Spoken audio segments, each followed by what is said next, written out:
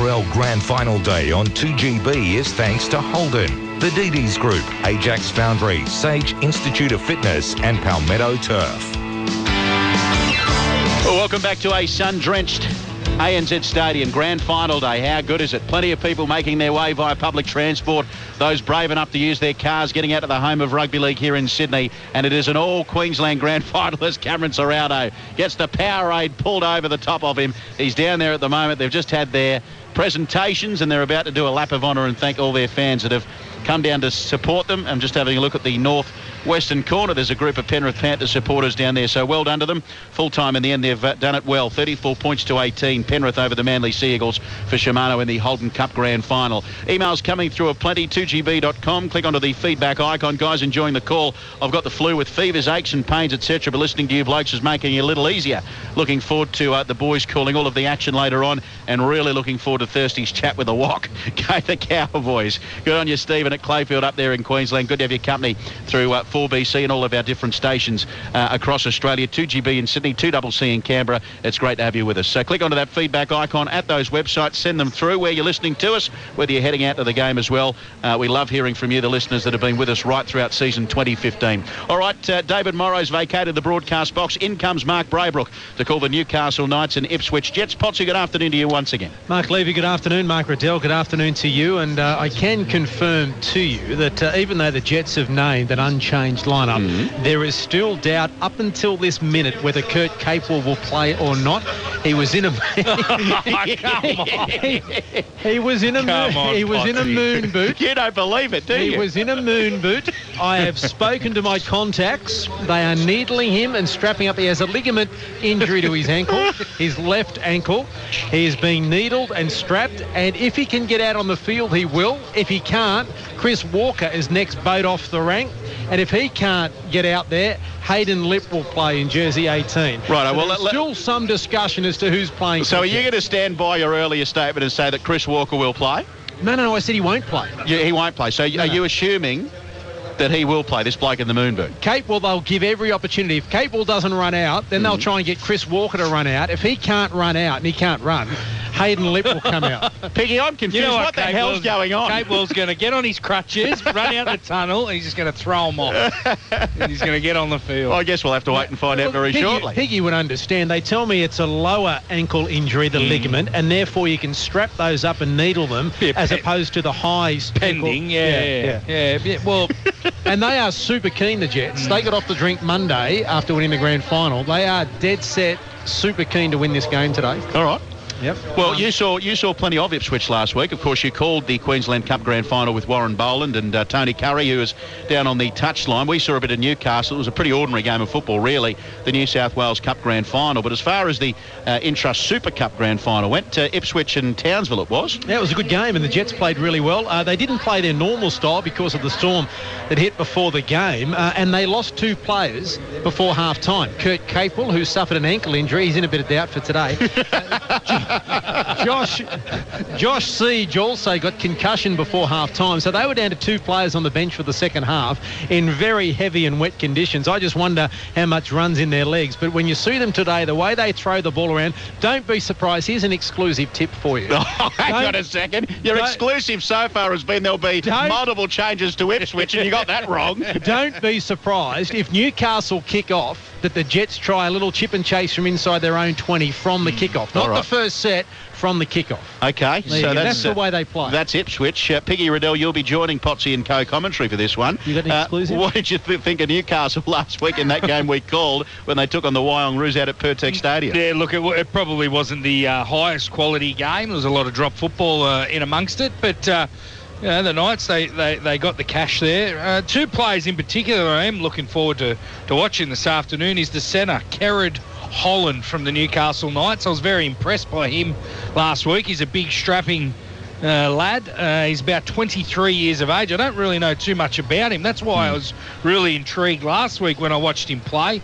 And the other one was the young Lachlan Fitzgibbon. I think he's had a little bit of first grade already. He carried the football really well, caused the opposition last weekend, a lot of drama. So good physique now for the modern day. For the modern day back rower, yeah. Well, earlier we spoke about the two young back rowers for the Panthers. Yep. Very similar builds, very athletic and tall, and now here we go. The Ipswich Jets making their way onto the field. Mighty Ipswich Jets led out by Kieran Lander. Billy McConaughey in 16 is out there. Curtis Lingwadock in 15. That's the way they normally start. Let's see. 22 is Tia Tau. You're nervous. And there's no 12 yet. There is no 12. Where is the 12? There's Chris Walker's walking out in civvies. There is no 12 yet. So there is the Jets have made their way out. He's come down the ramp in his wheelchair. Well, there's a 17, Peter Whitaker. Is he named anywhere? No, he's not. But they did change their numbers. So exclusively revealing. That looks like Chris Walker. Chris Walker is on the bench over here. Where 22's there on the... That's Chris Walker there, 17. Yeah, but he won't play. He'll just sit on the bench. He's actually changed his gear, which means that Kurt Capel is not playing. If Chris Walker's dressed and is running up and down the touchline with his right ankle heavily strapped, that means Kurt Capel is not playing. Now he's just saying to the boys whether he's playing or not. Well, Peter Basolis, our mate's been in contact. He says Walker's on. Chris Walker's in the Jets side for today's National Championship. That's because Kurt Capel is not fit, as exclusively revealed. Now, Chris Walker can barely run himself. That shows you how busted they are, the Jets, but they are desperate to win this game. I don't know whether he's starting or not. All right, boys, just for McDonald's before we get into this, Potsy, who are you tipping? Jets. All right, Mark Riddell. Oh, look, Potsy's confused me. Dead set, honestly. Hang on, 4 of them have just walked off the field. One of them Chris Walker. I'm going to go Newcastle. Can someone tell me who's playing? Chris Warren, who do you like in the Interstate Championship Grand Final? Well, mate, I'm trying to work out who's who in the zoo now. You've totally confused me. Chris Walker's out here in jumper 17. In the program, Peter Whitaker's supposed to be wearing jumper 17. Mate, I'm going to go with the Novocastrians. I think they just might have too much class in the end, but I am looking forward to seeing this new revolutionary style of play from Ipswich. All right, here we go. Mark Braybrook, Mark Riddell and Chris Warren for the Interstate Championship Grand Final. Well, Matt Nyan gets us underway with a signal to get boots a ball, and we are here playing between Ipswich and Newcastle. An awkward bounce here for the Jets, and they come towards the middle of the park, and it's Curtis Lingwadock who's hit, and a very strong tackle there by the Newcastle defence. Lachlan Fitzgibbon involved there, 10 out from their own line. Now out of acting half is the winger Richard Pandier up towards the 20-metre line.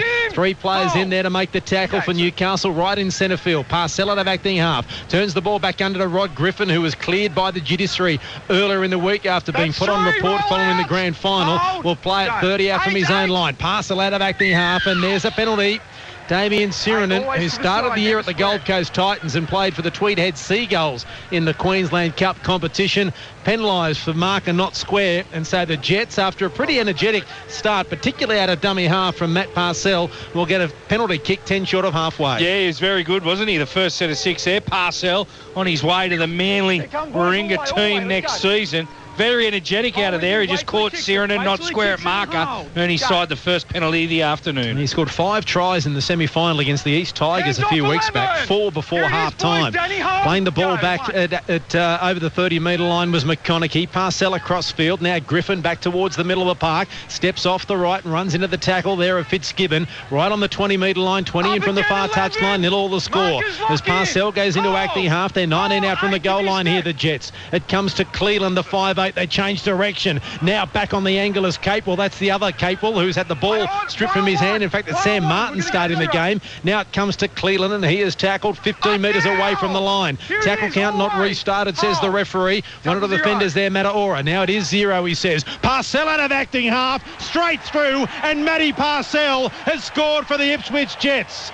Manly supporters get excited. This kid can play. That was too easy. The Newcastle Knights went to sleep, and if you do that, Matt Parcell is going to make you pay every day of the week. Yeah, he certainly has. The first set of 6, we were already talking about Matt Parcell, but it looked too easy. In the end, he got out of dummy half. There was a bit of space on the left edge for the Newcastle Knights. He went straight in between them, did Parcell. Crashes over for the first one. Way too easy. Very worrying signs there defensively for the Newcastle Knights. That's a very classy try to the Ipswich Jets, number 9, Matt Parcell. Well, Piggy, how many? You reckon they had 8 tackles? Say 7 tackles to get from one end to the other. And I reckon on at least 4 of those occasions, Parcell has created the opportunity out of acting half. Yeah, I agree. I haven't seen any really football this year of the Ipswich Jets, but that's the indication I get, is that he just controls everything out of that ruck area with the football. But he's had a brilliant start to the game. He got the penalty for his team off the first set of 6, and now he's got the first 4-pointer for him as well. It's been a brilliant start. I'm sure Coach Trent Barrett of the Manly Sea Eagles, he'd be very happy with what he's seeing. Carlin Anderson, who's been signed by the Broncos to try and convert the try. It wasn't a great strike, but it was good enough. And so 6 points to 0 on the low scoreboard. It is the Ipswich Jets over the Newcastle Knights. Let's go down to the touchline for the Star Sydney, the ultimate sports viewing destination. Chris Warren. Yeah, he's a handy player, isn't he, Parcell? I haven't seen a lot of him myself, but there are, a sprinkling of Manly fans here, of course, from the under-20s grand final earlier on. There's probably about 10 or 15% full the stadium, but no prizes for guessing who this big Queensland crowd are behind in this one. Well, Parcell played for the Broncos this year. He played 6 games. They were given a dispensation to playing when they had injury, and he couldn't play at the back end of the season because it would have put them over the salary cap. And the Jets are quite happy about that. He can play, this young boy. Keep an eye on him next year, Matt Parcell. Pandia plays at 30 out from his own line. Now he is back on the angle. McConaughey again. Good strong run. 10 metres short of the halfway line. Sirenin in there with Matt Ora to make the tackle. So too Newton. Plays it back to Parcell. Turns the ball back under. Here is a strong run again. Looks like Curtis Lingwadoc just shy of the halfway line. Sirenin with the tackle. And get up and play it back to Parcell. He drops it back under to Griffin. This is the way they play. Changing the angles here, the Jets, and running across field, looking to link with players. I'll just pop it out the back here from Griffin. There's the offload straight into the hands of Clint Newton. Griffin say he may have knocked it on, but the referee said no. But that's the way they play. The Ipswich Jets, they don't mind. Well, they do mind making mistakes, but they know they will come up with some errors, but they'll keep trying their arm. Yeah, it's just trying to pop it out the back there, Griffin. As you said, injury to Curtis Lingwadoc. Yeah, he's not well. No, he doesn't look good at all, does he? He's down in back play. The Ipswich Jets, they're left with 12 defenders. He's copped a knock to the head. He may not come back. He looks really bad. Mamo out of acting half is 25 metres out from the line as the tackle's made by McConaughey. Here's a chance for Newcastle, but there's a mistake. The ball was knocked down. Safidi, I think, was the man that lost it. They just tried to do too much. Fitzgibbon doesn't like a little bit of a push and shove here between a couple of players. Keeping an eye on Curtis Lingwadoc in back play. It's a head knock, and they lost Josh Siege after about 2 or 3 minutes. He came off the bench last week and never came back. They lost Kurt Capewell, who never came back as well. He's not playing today either. He was in a moonbird earlier.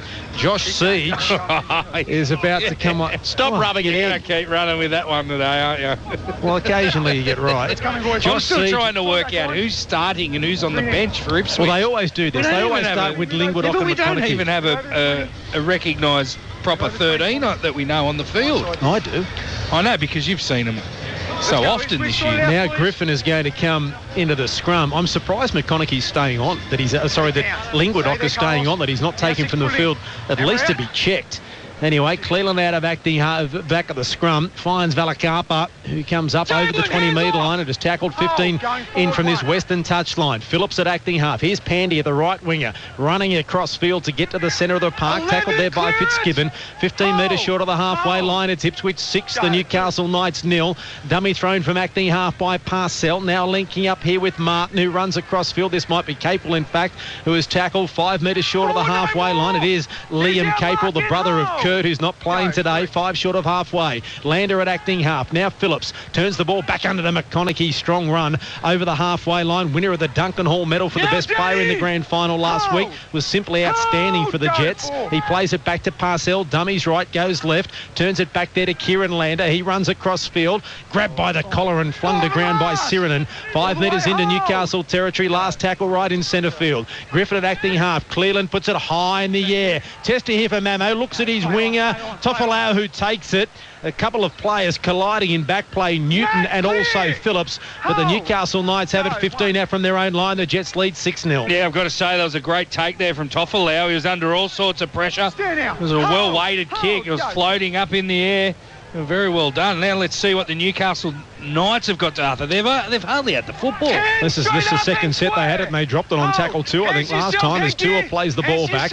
Now it comes to Tampane, who's up towards the 40-metre line and is tackled there by McConaughey. 10 short of the halfway line, 15 in from this western touchline. Levi's at acting half. Now it comes here to Mataora, who's over the halfway line, stepped through the tackle of Martin, but tidied up by Parcell. Last tackle here for the Knights. The ball is high in the air from Tuamavave. Anderson, as he always does, looks at the attackers coming through. He took his eye off it and dropped it. It was a knock-on who by first. He's called a Newcastle knock-on. I think it went straight through the hands. That's what he said. Yeah, that's what the referee said. He's got it wrong. Straight through Anderson's hands backwards, I thought. Okay. That's a knock-on. Newcastle free, boys. It is now a Newcastle Thank you. free. It's being checked. Carlin Anderson never, ever looks comfortable under the high ball. What do you mean, Potsy, when you said that's how he always does it? He always looks at the opposition instead of looking at the football. Every time I've seen him play, and every time a ball goes high in the air, he looks at, sees where. And I think half of the reason is that because he's thinking where he's going to go when he catches it. Right. Ipswich play a very attacking style of football. I'm not suggesting that he's having a look because he's worried. I think he's having a look to see, righto, I can go right or left. I think that's the reason he has a look. They make mistakes, the Jets, and they try and defend them. Can they do that here? Jalen Feeney now to Jake Mamo, puts the foot down and almost through the tackle of Phillips, unloads on the outside, and it is Toffolo, Ken Toffolo, who scores. We're going to check it, though. I don't think there's any drama. Okay, Ash, this is tackle 1. We have a try. Please check grounding. A little bit too easy. It was the case last week, the Jets, their defence out wide let them down at times, and that was just a little bit too easy. Oh, he's dropped it. He's dropped it. It was on our blind side, and he dropped it. The referee has said that it's a try, though, but he was in a better position, best position on the field. He's clearly dropped it. It'll be overturned. There is the no-try decision from Ashley Klein and Ben Galea. And so they dodge a bullet there, the Jets. Oh, they certainly do. The Newcastle Knights, they'd be very disappointed with that. Now, there was a great opportunity for him. Memo on the outside off the scrum. He set it up nicely. It is only the put down of the football. He only had to dive over the line. Very just ordinary finish there from the Knights. 6-0 the Jets over Newcastle. We've had 8.5 minutes of play on the low scoreboard as Griffin takes it forward. He is a workhorse, Rod Griffin, and plays the ball 9 metres short of the halfway line. Ipswich end of the field. Parcell in the orange boots at acting half. Long ball here to Phillips, who turns the ball back inside to Anderson. He takes it up towards the halfway line and is tackled a couple of metres short of that mark, right in the centre of ANZ Stadium. Parcell, they go to the eastern side. Cleland pops the ball back here to Sam Martin, who's hitting a solid tackle and put on his back about 5 metres into Newcastle territory. In at acting half is Parcell. He goes to the eastern side. Now Pandy, the winger, comes in for a hit up. This should be the fourth tackle. It is just shy of the 30-metre line. He plays it Parcell out of acting half. There was one marker on the ground. Now it's popped back to Griffin. Pushes away from one. Looking to offload here as he always does, Griffin, but they wrap the football up. It is the last tackle. Parcell goes into acting half. They're 20 metres out from the Knights line. Long ball to Cleland. Long the ball to Phillips. Anderson's lurking behind. Cut out pass. It comes here to Valakapa. Did he kick or did he lose it? What happened? Oh, he threw an ordinary pass. He thought his winger was going to stay on these touchline. Did he throw that? Yeah, he threw a pass. He thought the winger, the two there for Marm and Barber, thought he was going to hold his touchline. He cut back infield. And the ball went straight over the touchline. Play the ball. It wasn't a bad play at all, running the football on the last. We see the Walker brothers there. They weren't happy. They thought they had a try-scoring opportunity down the touchline. Well, they did. Now they've lost the ball here, Newcastle. Here is Marmon. Marmon for the corner, tippy-toe. Ball back on the inside. The flick pass from Lingwoodok is picked up here by Phillips, and he'll play the ball 10 metres out from the line, about 15 metres in from this western touchline. Slow play the ball as Phillips finally gets to his feet, but how did Marmon Barber stay in? Clearland, long ball here to Capewell. Tries to push away from Tua. Back to Anderson. He runs back across field, looking to link with someone. Does to Lingwoodok, who goes forward and is tackled. 10 out from the line. Sirenin, one of the defenders, right in front of the black dot. 9 out now. Parcell acting half. Here's a strong charge. That's McConaughey, and Billy McConaughey has got the second for the Ipswich Jets. 10-0 with a kick to come, and they are relentless in turning the ball under the Jets. And I think it's Billy McConaughey that's got the try. The mistake coming from Jacob Safiti. Yeah, it was ordinary, wasn't it? Another turnover in possession from the Newcastle Knights. But it's that man out of dummy half, Matt Parcell. He just spots it so easily. It puts his forwards over the advantage line. That was too easy. A very soft try for Newcastle. To let in again. They're their own worst enemy at the moment. The Ipswich Jets, they're just taking advantage of the gifts that Newcastle are giving to them. And as you said, McConaughey, he just charged onto the football from Parcell, straight under the post. 10 points to nil. Kick to come from in front. That's all the Ipswich Jets at the moment. That's on the low scoreboard. And McConaughey, the Duncan Hall medalist from last week, which is for the man of the match in the Queensland Cup Grand Final. And it was a terrific bit of work once again from Matty Parcell. Anderson from right in front adds the extra 2. And so the Ipswich Jets 12 lead Newcastle 0. And we've got 28 minutes of play remaining till half-time on the low scoreboard. Down to the sideline for the Star Sydney, the ultimate sports viewing destination, Chris Warren. Yeah, they're entertaining to watch, aren't they, this Ipswich side? They really do like changing the point of the attack, and the Newcastle forwards haven't got the match for them at the moment, but you don't want to give them too much ball in your own red zone. They spilt that one up, Newcastle, on tackle 1, and they were made to pay. They haven't started yet, the Jets, seriously. This is run-of-the-mill. This is mundane from them. I'm not being facetious, but they play a lot more fancier than this sort of football we've seen so far. Chris Walker warming up on the touchline with, he's got more strapping on than what's that trotter that Ray likes to talk about, the Fiducius or whatever the name of the Caduceus, there it is. So if Chris Walker gets out there today, I'll walk home backwards. But anyway, he might get out there for 5 minutes anyway. But we know that Kurt Capewell is out.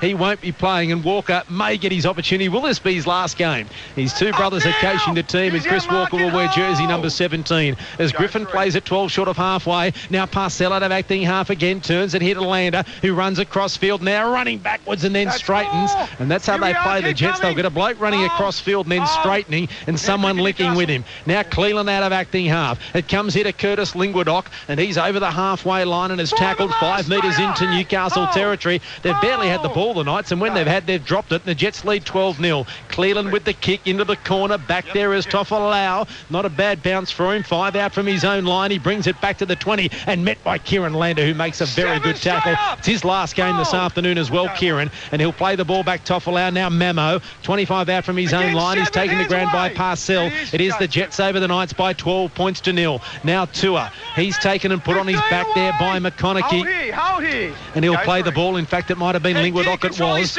Now the Jets trying to defend stoutly to keep the Knights inside their own end, and playing the ball will be Holland. A couple of metres short of halfway, 20 in from the eastern touchline. Out in front of Feeney, does well to take the ball. Now Newton over the halfway line is tackled there by Phillips on the last. 9 metres into Jets territory. Feeney at acting half now, stepping is Tuamavave. Couple of chases in front here. Here's Anderson. This time he keeps his eyes on the ball, and funnily enough, he takes it comfortably 10 out from his own line. It's amazing what happens when you keep your eye on the ball. Yeah, he did very, very well there. He wasn't really put under a lot of pressure at all there, was Anderson. But I'll tell you what, the Newcastle Knights would just be happy to complete the set of 6. They've hardly had any of the possession. They'll look to try and get back into this arm wrestle as quickly as they can. Parcell dummies one way, goes the other, links up here with Liam Capewell, who straightens, runs there. Danny Levi, who's tackled 30 metres out from his own line, is Capewell. Now out of acting half goes Valakapa, and he is tackled 5 metres short of halfway. Ipswich into the field. They lead by 12 points to nil on the low scoreboard. 15 minutes gone in this interstate challenge. New South Wales best up against Queensland's best, and at the moment it is the Queenslanders in front by 12 points to nil, as Lander will play it 5 metres into Newcastle territory. Parcell at acting half. Now the kick comes from Phillips into the corner. Jake Mamo is back there. It's a handy kick. It just had one roll too many. Touch in goal. 20-metre restart, and they'll get 7 tackles here, Newcastle, and they'll need them. Yeah, they certainly will. Jake Mamo, he made a really good decision there to just let that ball trickle over the dead ball line. They needed it, the Newcastle Knights. They couldn't afford to be pinned in their own end, and with a repeat set to the Ipswich side, we now see them make their way up over the 40-metre line. So one of the dangers when you play Ipswich and you see the way they play in the ad-lib style of football, and all of a sudden you're down by 12 points on the low scoreboard, you try and match them, or you try and play like them, and you can't if that's not the way you play. And now Levi's at acting half looking for someone. There was no one there. Mataora takes the ball forward, and it's not a bad run from a standing start as Lander brings him to ground 30 metres out right in centre field. Ipswich end of the field. Jalen Feeney now the number 7. Dummies there on his outside to Safiti, and then monstered in the tackle as the halfback by Curtis Lingwadock. Last tackle now to Mavave. The crossfield kick. Pandia. Anderson there. It's well weighted. Anderson's lost it again. Knock on in goal. It'll be a goal line dropout. Will they go the short kick here, the Jets? They once again look very uncomfortable under the high ball. Anderson at the last minute decided to go for it. He never looked like getting there. We're seeing a replay up on the big screen. There's nothing in that tackle. It was a good solid hit. And Anderson went up late here, Piggy. Was it off his hand or was off Hanati Tua? I think it might have been off the big Kahuna. We nicknamed him last week. Hanati Tua. Yeah, the big Kahuna. I thought he touched that in the air when he went up and compete like with Anderson. The thing is here, will they go the short kick? The Knights are expecting them to.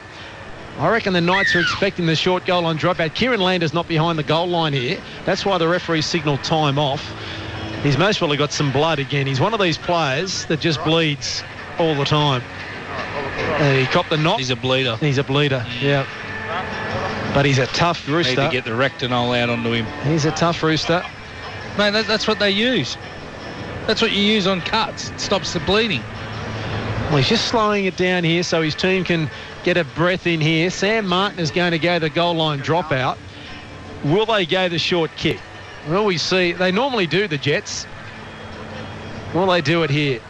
Stay behind, guys. Tell you what, they've given themselves a good break just quietly. They have. Now here's Martin with the goal line dropout, and he's trying to drill it, and they find touch. They drill it and find touch. That is Ipswich.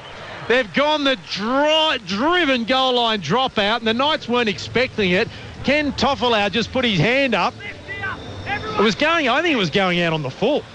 It would have been touch and go, but there was no one there to catch it. Well, Potsy, this stand is on the touchline. Exactly right. I do not know why players don't stand with one foot either side of the touchline. Or just on the touchline. And move into the football. It's so much easier to move into the football and know where you are on the sideline than to retreat and try and save a football. It's basic rugby league. But how refreshing is it to see a team, a goal line dropout, and actually try and do something? Yeah, it's good. Play a bit of footy.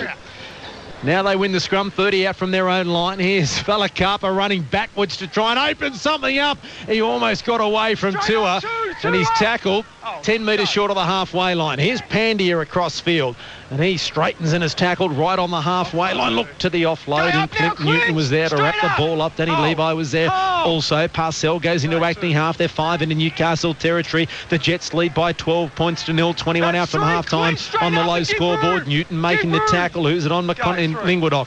Now he plays the ball back to Parcell. Phillips dummies inside. Now turns it back here to Griffin, who straightens. Now he offloads back to Anderson. That was a knock-on for mine.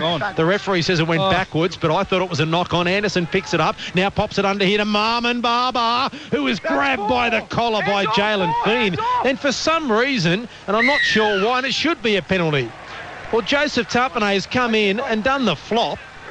There's no need. No need at all.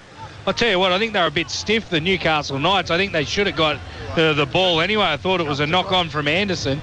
Is this one of their tricks, taking the two? No, I'm surprised. I am surprised at that. But what was he doing coming in for the flop? And I thought it was a knock-on as well. 12-0 with 21 minutes of play remaining until half-time. But maybe just to get out more than a converted try, or maybe the kick across the face of the goal. It sort of goes across. It goes against everything that we're led to believe that they play. They're taking their time here too. I don't know what they're doing now. Why? What are they doing? They've said they're taking the two. You say you have to have the kick. The kid's got to come out with the tee. I'm tipping that this is all on purpose from the Ipswich side. First we had the dropout earlier. Now we've got the slowing everything down from a penalty kick. Which is not in their nature, though, Piggy. Their theory is that... Yeah, but they don't have many players, aren't they all playing busted? That's true. But they normally play the game so that the opposition gets tired. Keep the ball away from them. Keep it in our hands and make them defend. So here's Carlin Anderson. What are we, 12 in from this western touchline, 22 metres out. And so it's not the easiest of kicks for 2 points here. He'll back himself to kick it dead. And they lead by 12 points to 0. for those of you who I think are at a disco, no, every time there's a stoppage in play, this darn music gets played here. And it continues as it has all the time, as now Anderson moves in and strikes it. It's pretty high, and it is 2 points. So 14 points to 0. The Jets lead the Newcastle Knights. 20 minutes out from half-time on the low scoreboard as we head down to the touchline for the Star Sydney, the ultimate sports viewing destination. Chris Warren. Yeah, and that theory they've got also, Potsy, isn't it? It's keep the ball in hands as long as you can, and I'd love to have a stat at the moment because they have had the ball for what seems like a lot more times than Newcastle have had it. An unfortunate start, hasn't it, for Ken Toffelau? He's dropped that ball over the line for Newcastle, and then he was the one that made the blunder off the dropout earlier, so his game certainly needs to pick up. Here they go across field through Linguadoc from the restart of play and tackled 18 metres short of halfway. And it might seem strange, Piggy, they run across field a lot, the Jets, but they're trying to get people lazy back on the inside, and they seem to be going at half rat power, and then all of a sudden someone will just go bang and accelerate. Yeah.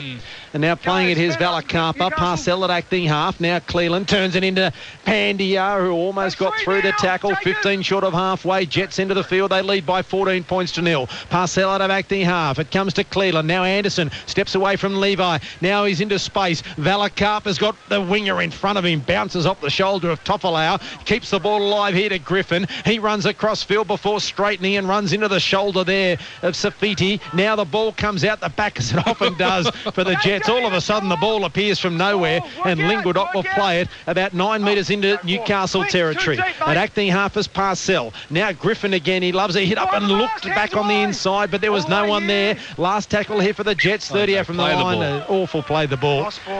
Awful play the ball from Rod Griffin. Tell you what, it's a disappointing end of the set there. I thought it was a really good set. Parcell again out of dummy half. They had a good opportunity there on the last. Yeah, poor play the ball there from Rod Griffin. It's funny, isn't it? We let play the balls go that no one goes anywhere near playing it, just rolling it through their leg. A bloke actually makes an attempt, touches it with his foot, but it doesn't go anywhere. Stopped. And they stop play. Yeah. It just makes no sense to me. All right, Danny, no sense at all.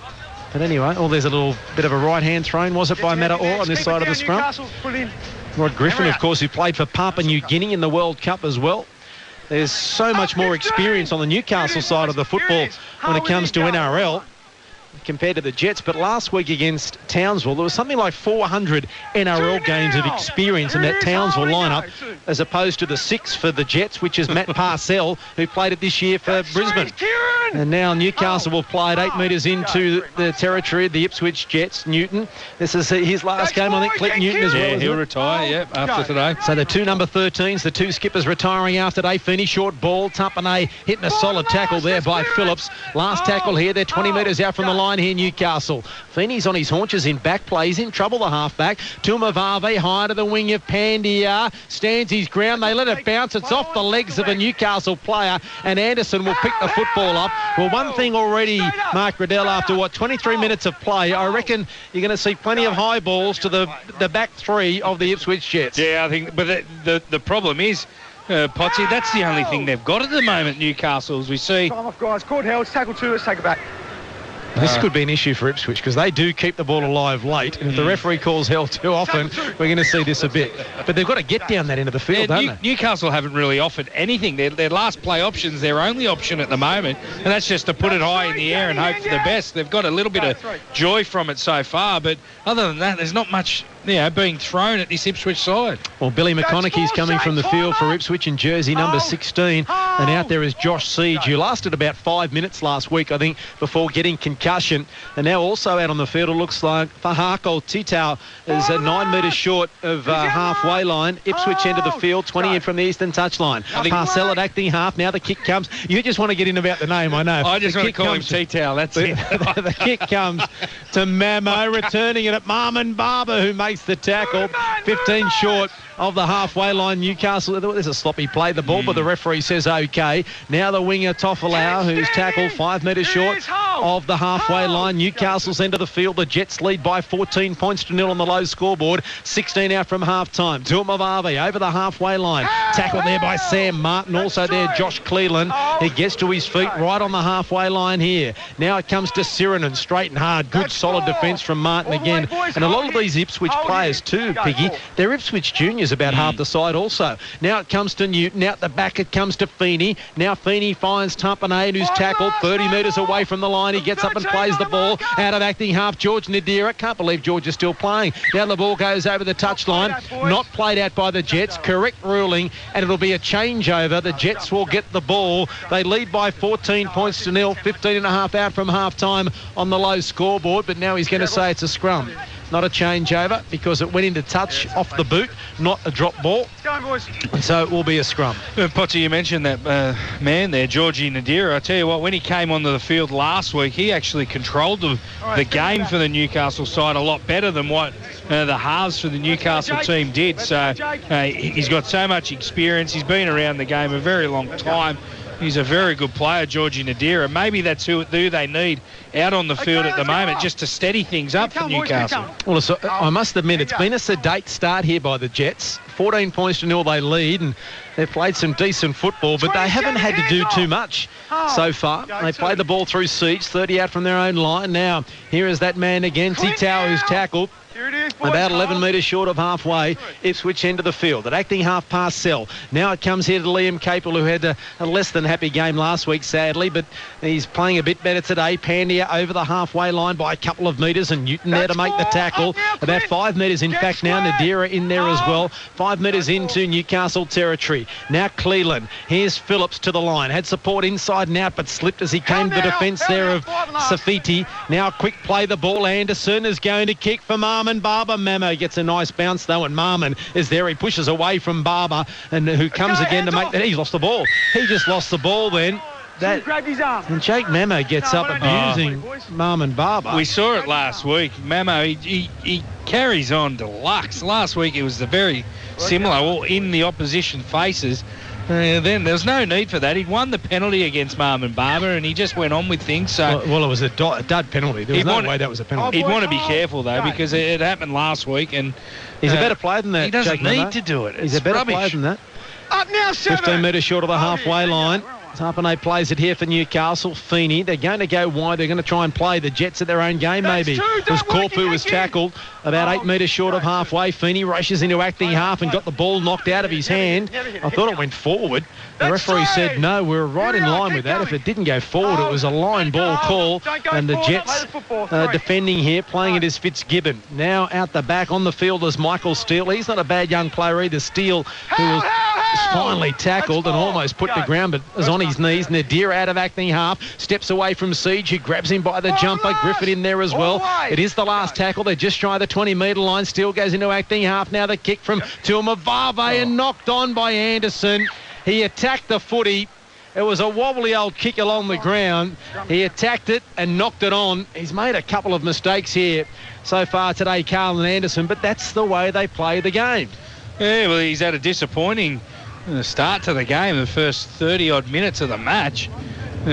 Whether it's in the air or on the ground, he's having trouble with it this afternoon, is Anderson. But if they stick, they gain confidence from that, and that's just the way they play. He can do whatever he wants, but he keeps on coming up with errors at the moment.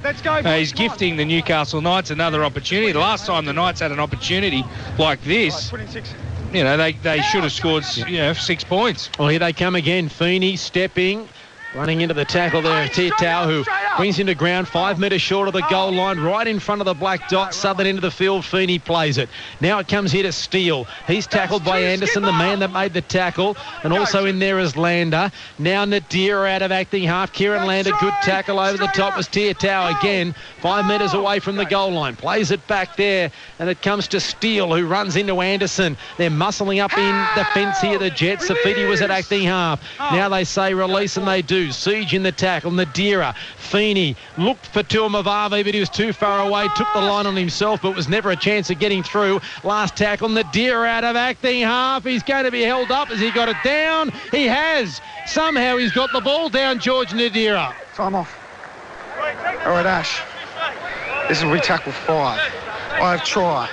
Please check the grounding, mate. The video referee for Coates Hire. Keep your job on time and on budget. Coates Hire is the place to call. 131-552 as he got it down. There's plenty of Ipswich defenders there.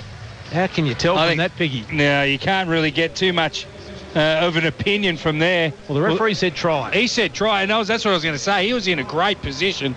I just think the way his body's positioned there, look, I can't see anything that's going to overturn it the other way, that it's not a try. And the referee's ruled try. I don't think we're going to get an angle that says no try, so I think they'll give this the video refs. Here's the decision coming. There is the try to George Nadira, that man you were talking about, who provided the spark last week. Well, he's provided something here for Newcastle. 14-4 with a kick to come. There were plenty of Jets defenders there that they just couldn't hold him up, and it's on the back of the mistake from Carlin Anderson. Yeah, it certainly is. Look, I thought he took the wrong option at first because it was the last play and they had a nice bit of structure set out to the left, but George Nadira, very experienced campaigner, he's certainly got his side back in this contest. 14 points to 4. He's now lining up the conversion from in front. Hopefully be 14 points to 6, 10 minutes before half-time. Right in front almost, the attempted conversion. And the Jets, they live by the sword, they die by the sword. Of course, no Kurt Capewell for them today. Out injured, he is a player. He can play. Stop rubbing it in. Well, I'm just disappointed he's not playing because he's one of their best players. I'm waiting to see you walk backwards home if Chris Walker gets on the field.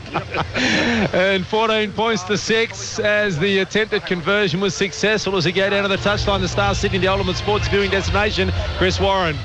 Yeah, they'll take a lot of confidence out of that Newcastle. I don't know if it's just me, but I think they've only been down here and had probably 2 drinks from the well at the Ipswich end of the ground, and on both occasions they have managed to get over. The first try disallowed and that one given, so they can get over if they can get down here, but getting hold of the ball for them is not proving too easy. Shouldn't be too hard for me, Piggy. I'm sleeping in the car park tonight, so shouldn't be too bad. He's pacing up and down the touchline like an expectant father, Chris Walker. I'm not sure whether he'll get on, though. And the short kick is not one of their best ones here from the Jets, and straight into the hands of Fitzgibbon, and he'll play it 5 metres short of halfway.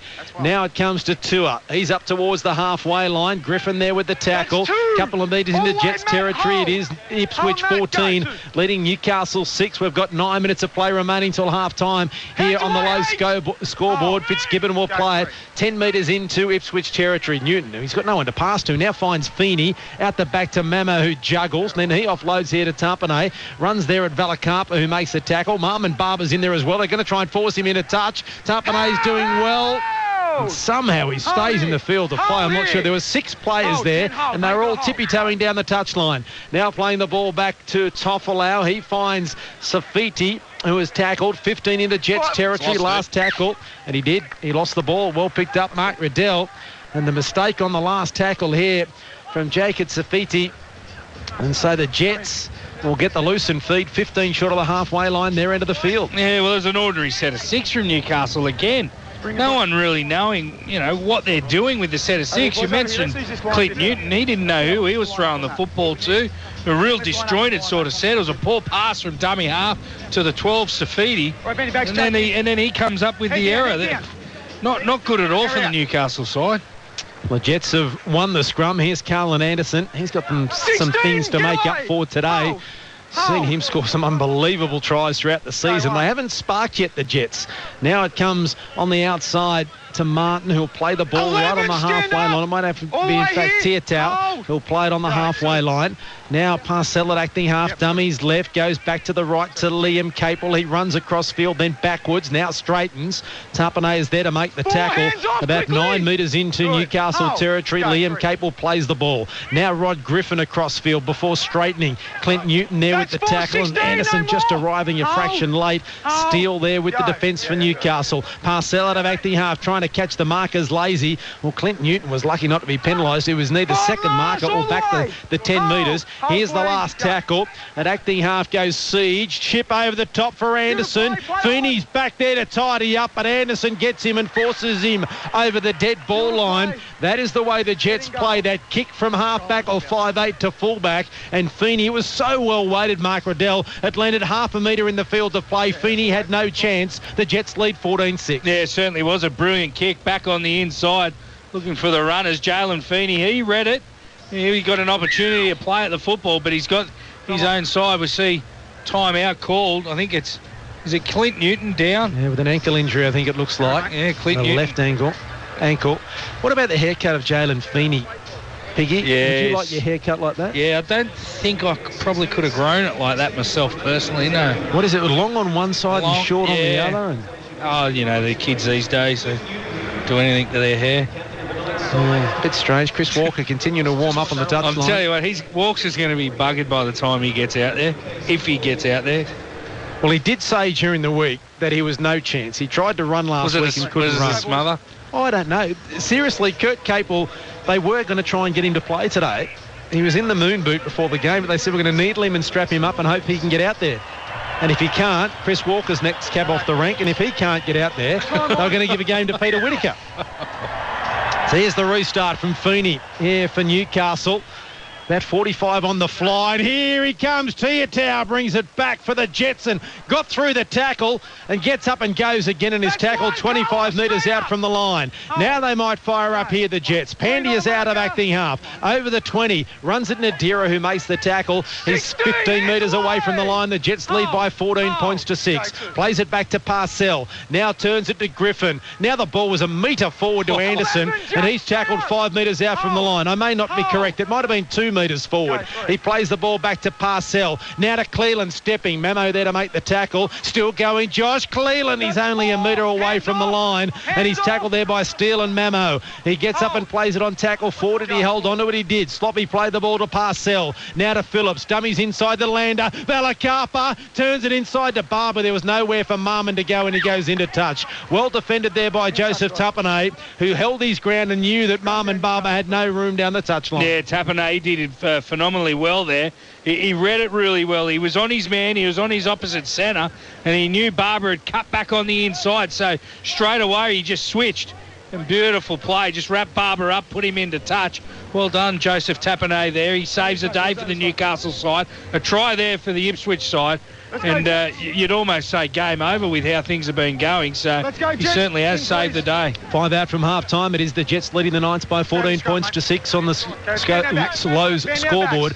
I would like to see Valakapa just put his head down and go for the corner there. He's big enough. I think he had a better chance of scoring a try if he had taken him on one-on-one. Here's Jake Mamo after the scrum has been won here by Newcastle. Valakapa and Lander making the tackle. Now taking the ball forward, Marvin Filippo.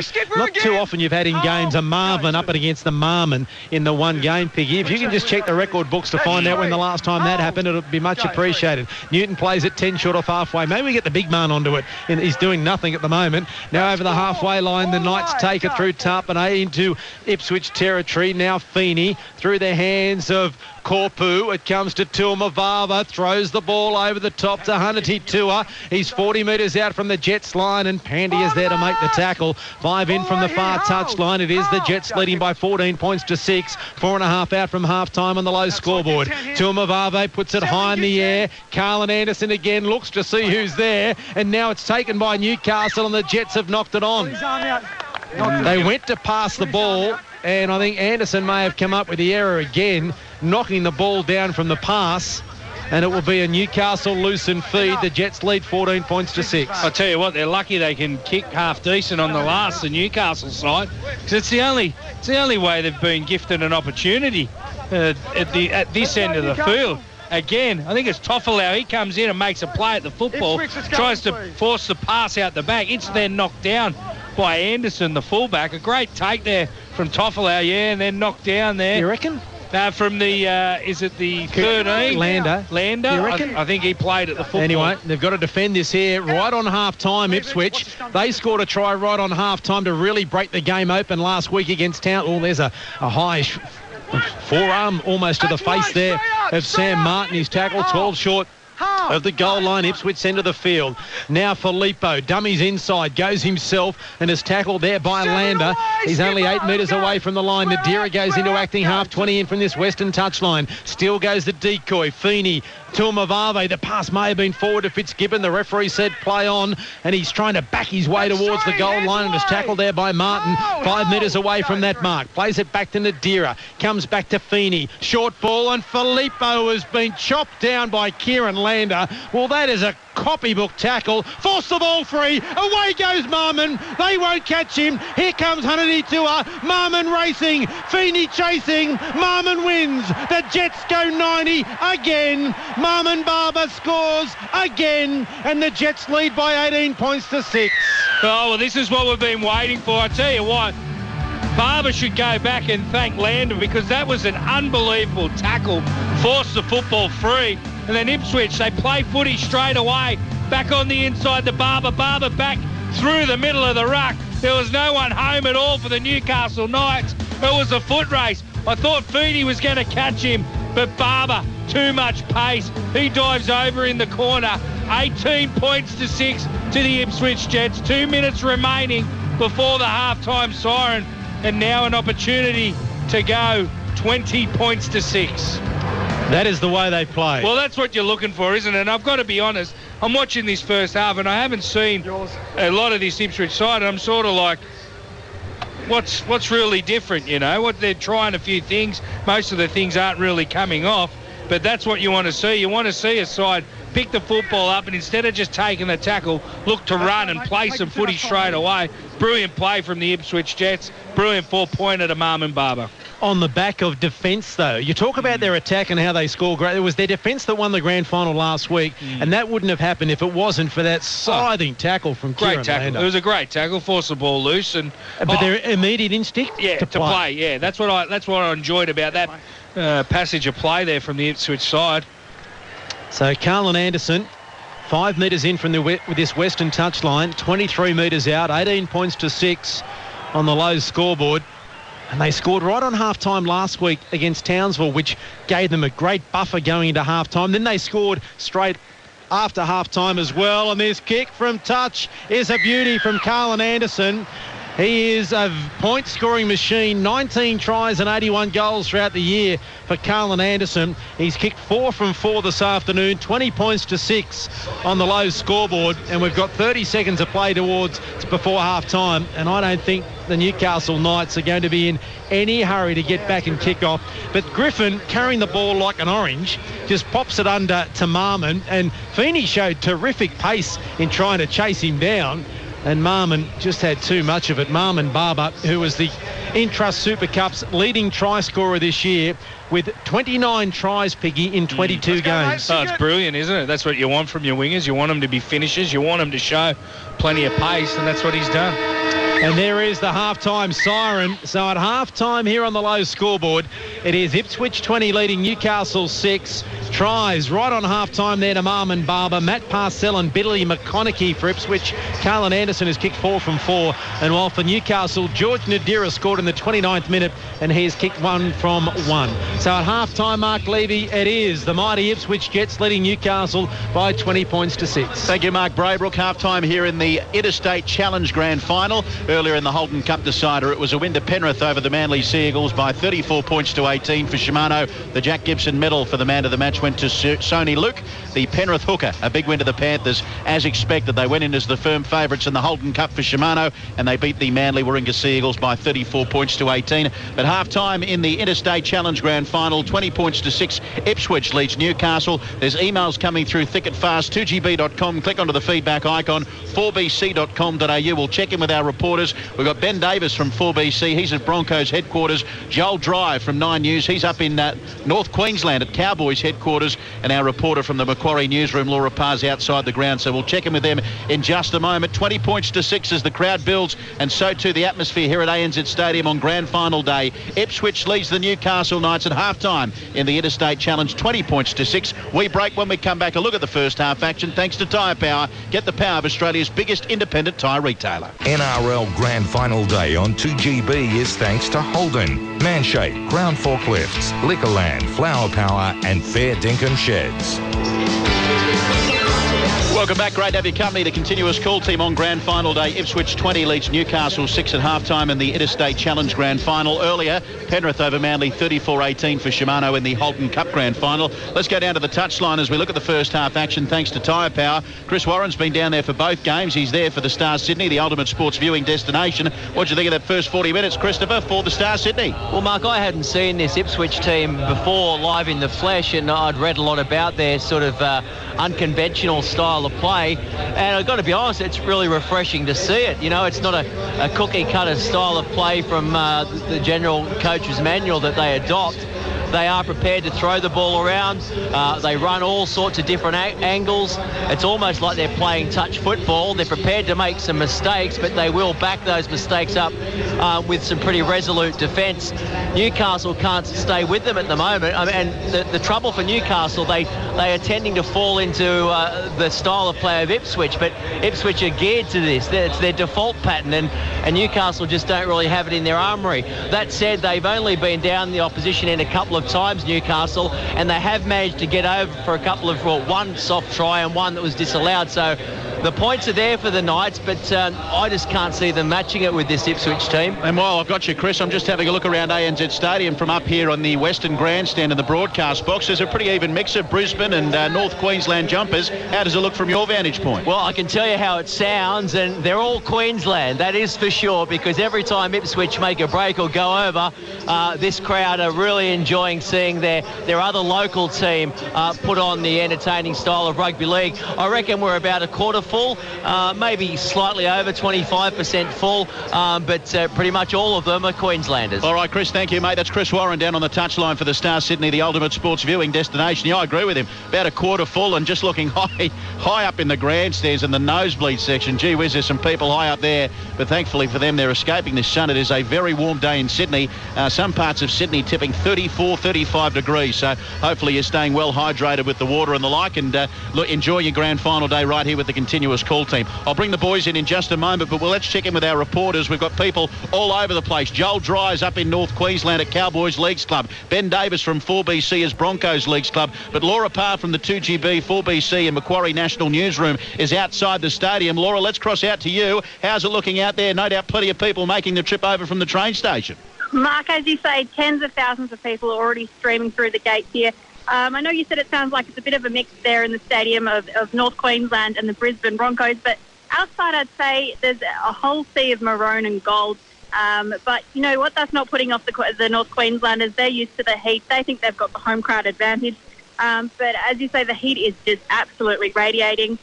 But perfect conditions for an all-Queensland grand final, really. And Laura, while I've got you, we were here Origin night during the year, and Ray Hadley told us he was over there at the Novotel for the girls' night out, and he said when he made his way over, there was all these food stalls, and I'm told by the staff out here at Sydney Olympic Park that it's pretty much the same. It's a real carnival atmosphere out there. Absolutely. There's rides, there's food. Everyone's set for a fantastic evening of football ahead of us. All right, Laura, we'll hear your reports in the news a little bit later on from Laura. We go to the 4BC drive host, Ben Davis, who's at Broncos Leagues Club. How are they looking up there, Benjamin? Looking absolutely sensational, boys. I tell you what, I've just spent the best $20 of my life. I've had a Gillette fillet. It's a 250-gram rib fillet with creamy garlic prawns on top. It is absolutely outstanding. They are going out the door here at the Broncos Leagues Club. They are cheering on the Ipswich Jets at the moment. 1,800 expected here tonight and into the evening as well. It's going to be absolutely sensational. I've planted myself an Alfie's bar, which is pretty good. But there's a bloke over here who I'm going to try and catch up with later. He's wearing a Cowboys jersey. Jeez, he's a brave man. Oh, I don't know if his name's Billy or Silly. I'll find out a little bit later. What do you reckon? All right, Ben, we'll check in with you a little bit later on. That's Ben Davis from the 4BC Drive Time program, and Joel Dry from the Channel 9 Brisbane station. He's made his way up to Townsville. He's at Cowboys Leagues Club. Joel, no doubt, starting to get a bit rowdy up there on the Bundy, the 4X. Looking forward to hopefully a Cowboys victory.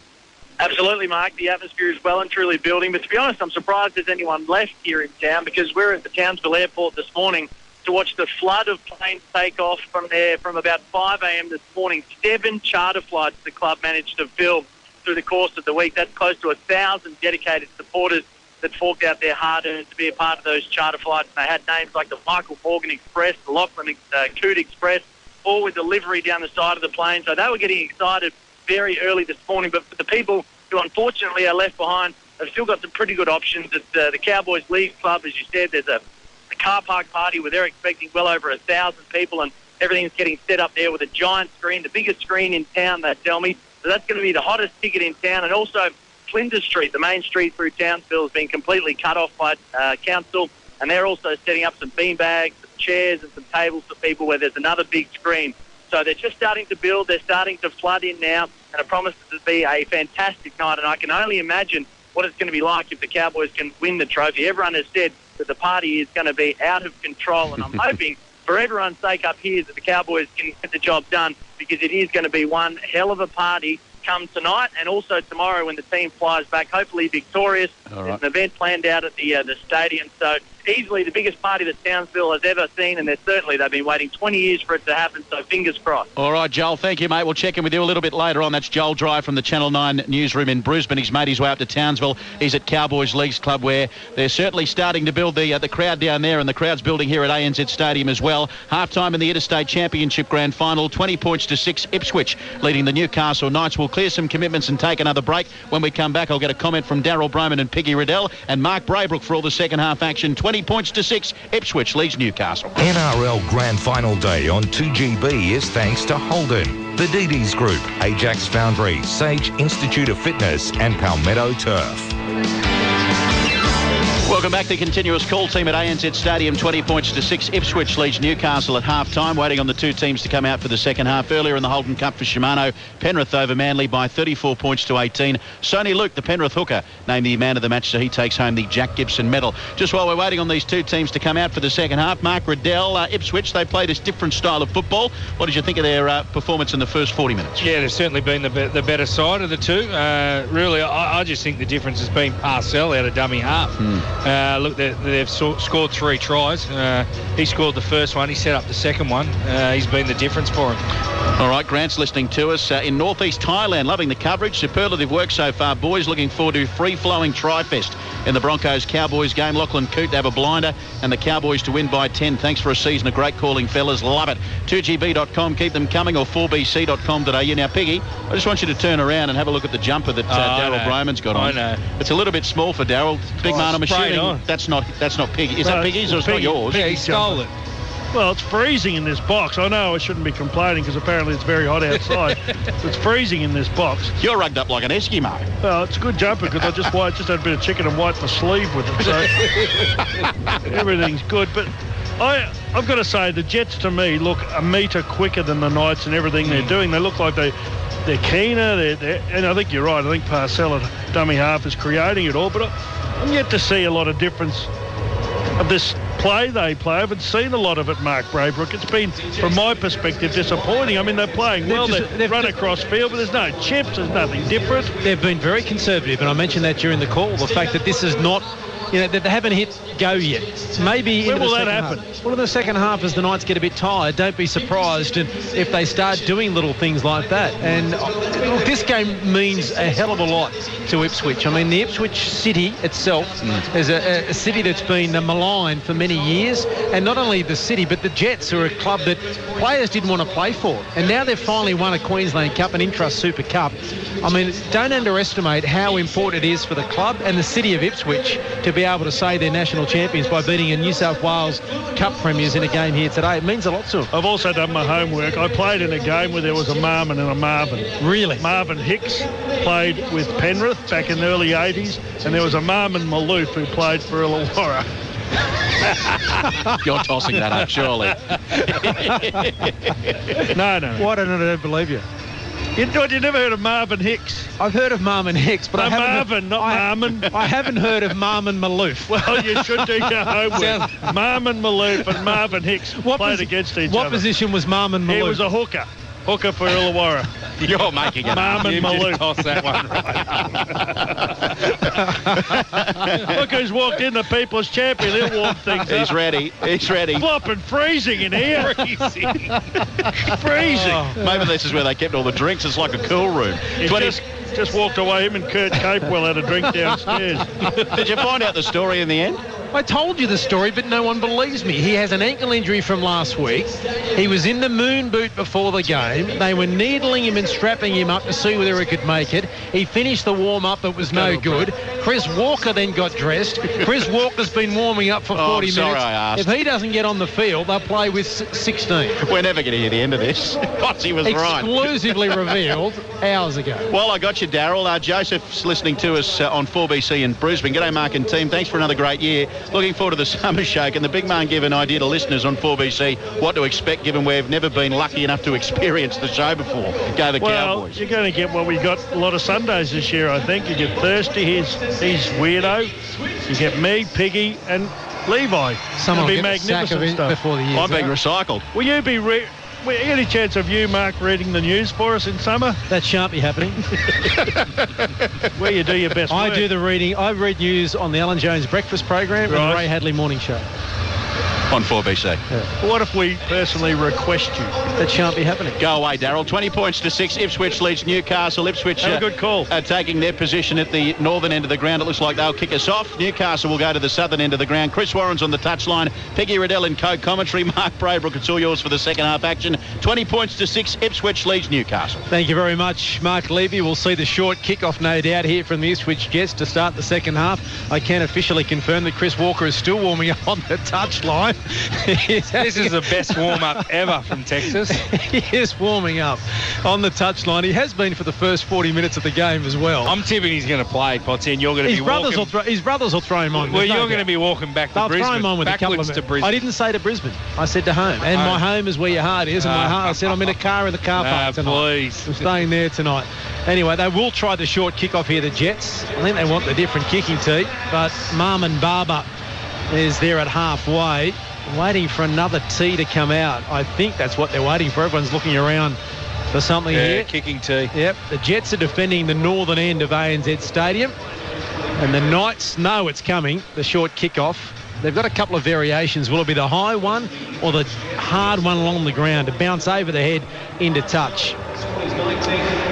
Well, and sometimes they just switch to the other side. They'll be looking this way and then all of a sudden they'll turn around and kick it the other way. So Marmon Barber will get us underway for the second half with the Jets leading by 20 points to 6. And there is the hard drill kick into touch. They've done it again, the Jets. Marmon Barber has found touch. They'll get the lead. He's right again. Oh, you're loving it. You're loving it. It's not hard. They do it every time. It's not as if this is a surprise. They do it. Whether it comes off or not's the surprise. Surely if you're an opposition team, you've watched a fair bit of video through the week of what you're talking about, all these different kickoffs and whatnot.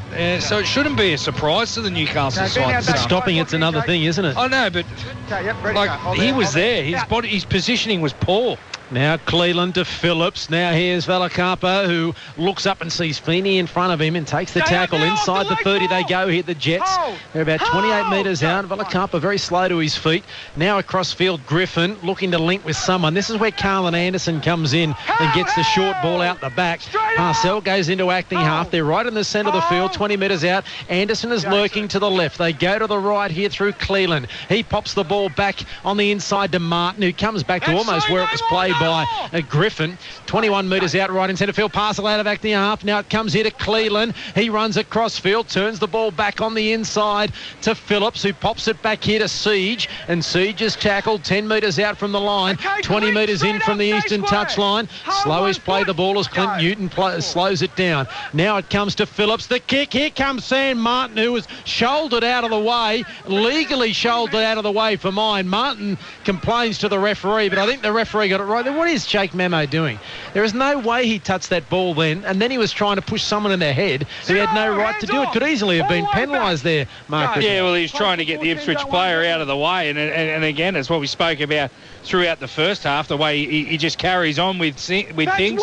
He didn't need to. He just needed to take the quick tap and get on with things. They are 5 metres short of the halfway line here, Newcastle.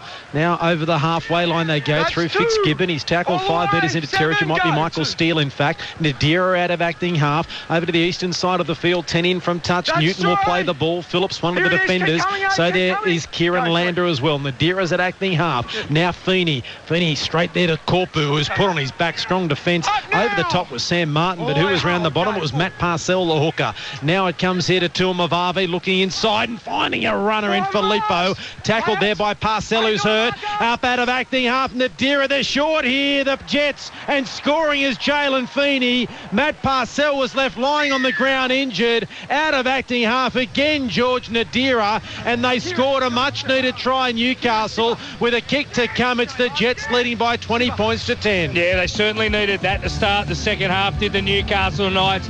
Jalen Feeney in the end crossing under the post, but it was George Nadira, the dummy half, the reserve dummy half for the Newcastle Knights. He just got off the back of that quick play, the ball, got out of dummy half. There were Ipswich defenders everywhere, none of them onside, but it was a real selective ball. Nice pushing up in support from Feeney, and they crossed the stripe for the first try of that second half. It'll give them a lot of confidence that they're back in the game now. Nadira with the conversion from in front should be 20 points to 12, and the Newcastle Knights get themselves back in the game. I've got to go back to it though. The kick on the early play from Ipswich, one of these plays they talk about, goes dead, gives them the 7-tackle restart.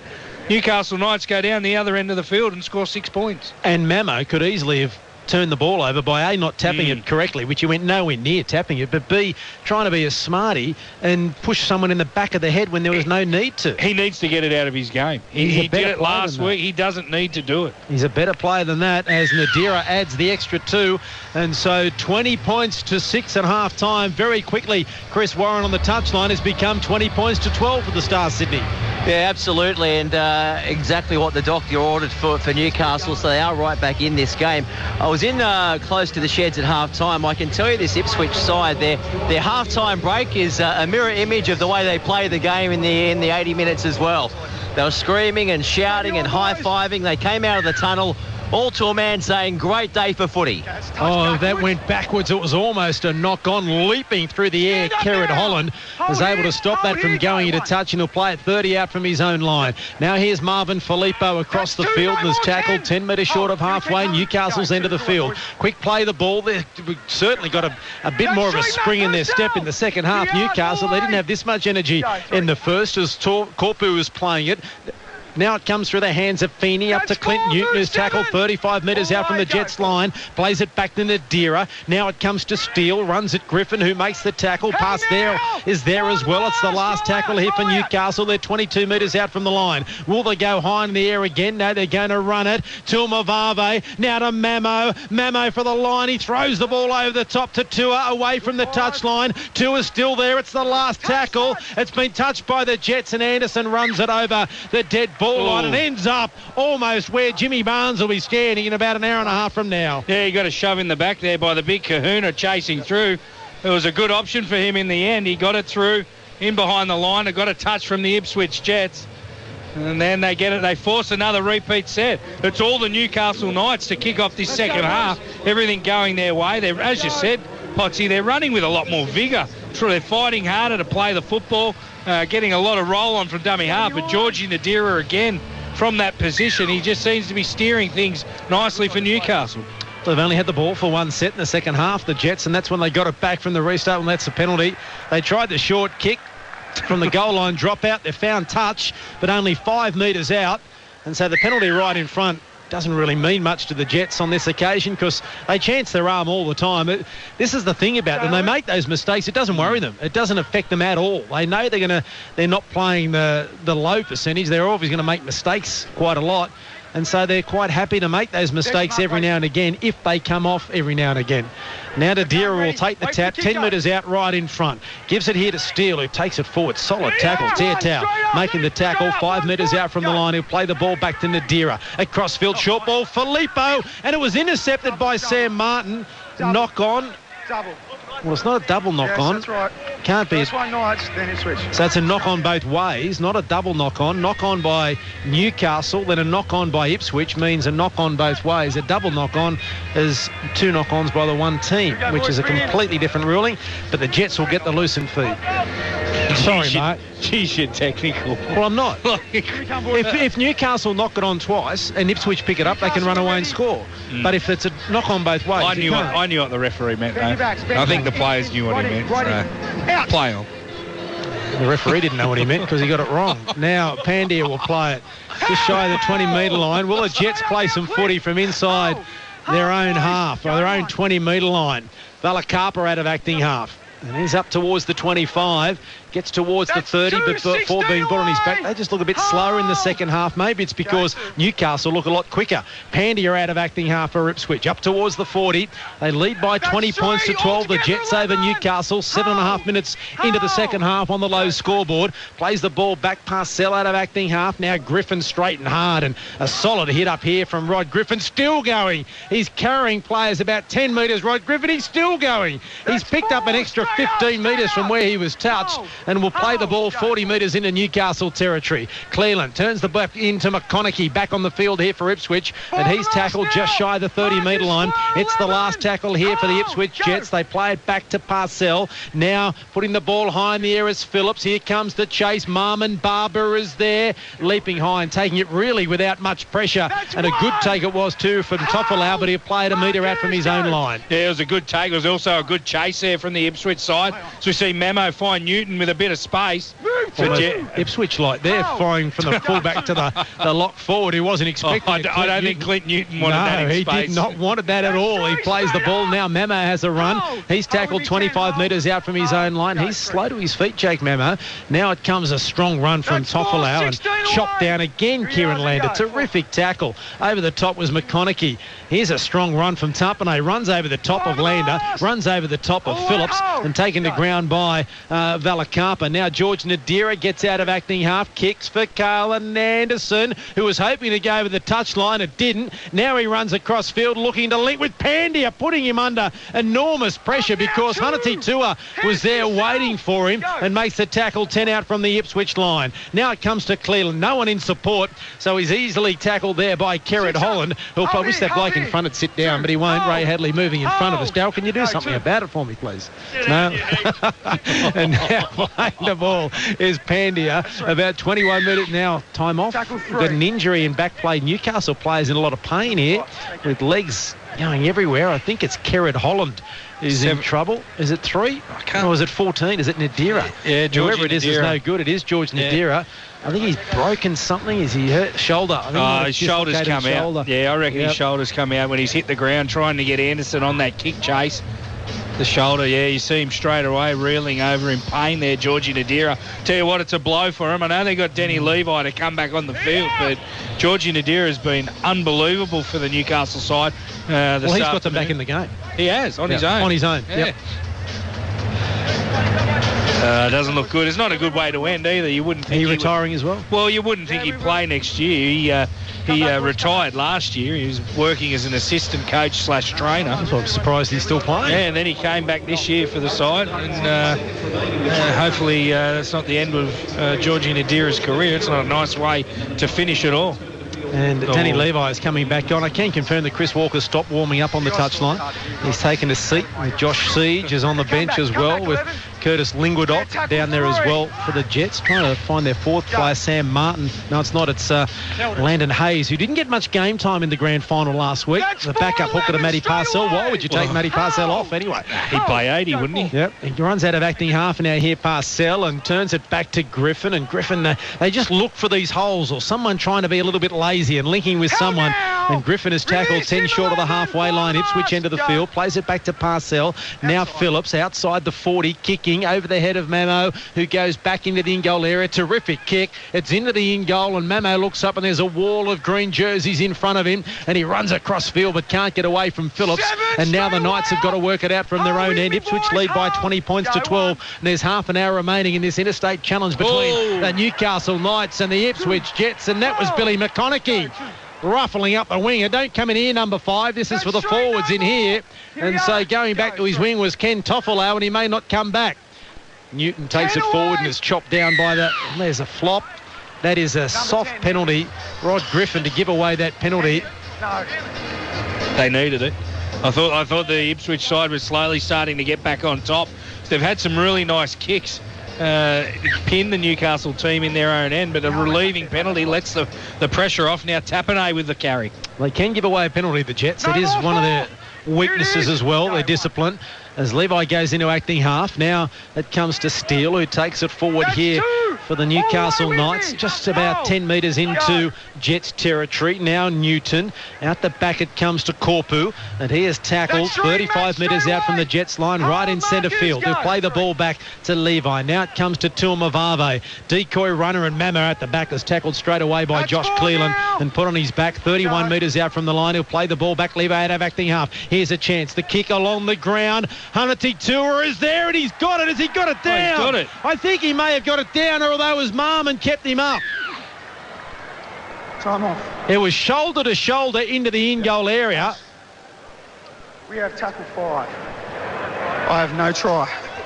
Please check the onside through the grounding. Thanks, It's mate. not Marmon Barber, it's Pandya, Richard Pandya, who showed no urgency really to get to the footy. He was hoping it was going to go dead, and then all of a sudden Hanati Tua came from nowhere, and Pandya had to react. They're all onside. I think Tua's onside, no doubt about it.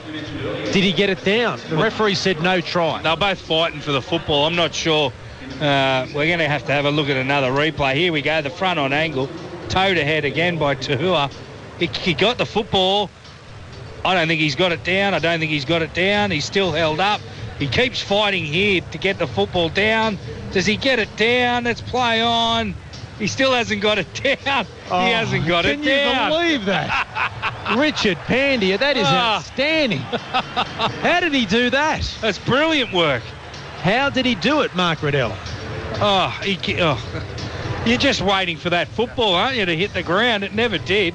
Impossible. Was that last tackle? Yeah. Not sure. There'll be no try. Hey, guys. Held up. This will be the last tackle. So this is the last tackle now. He'll play it 10 metres out, a metre in from this western touchline. Terrific work there from Richard Pandya.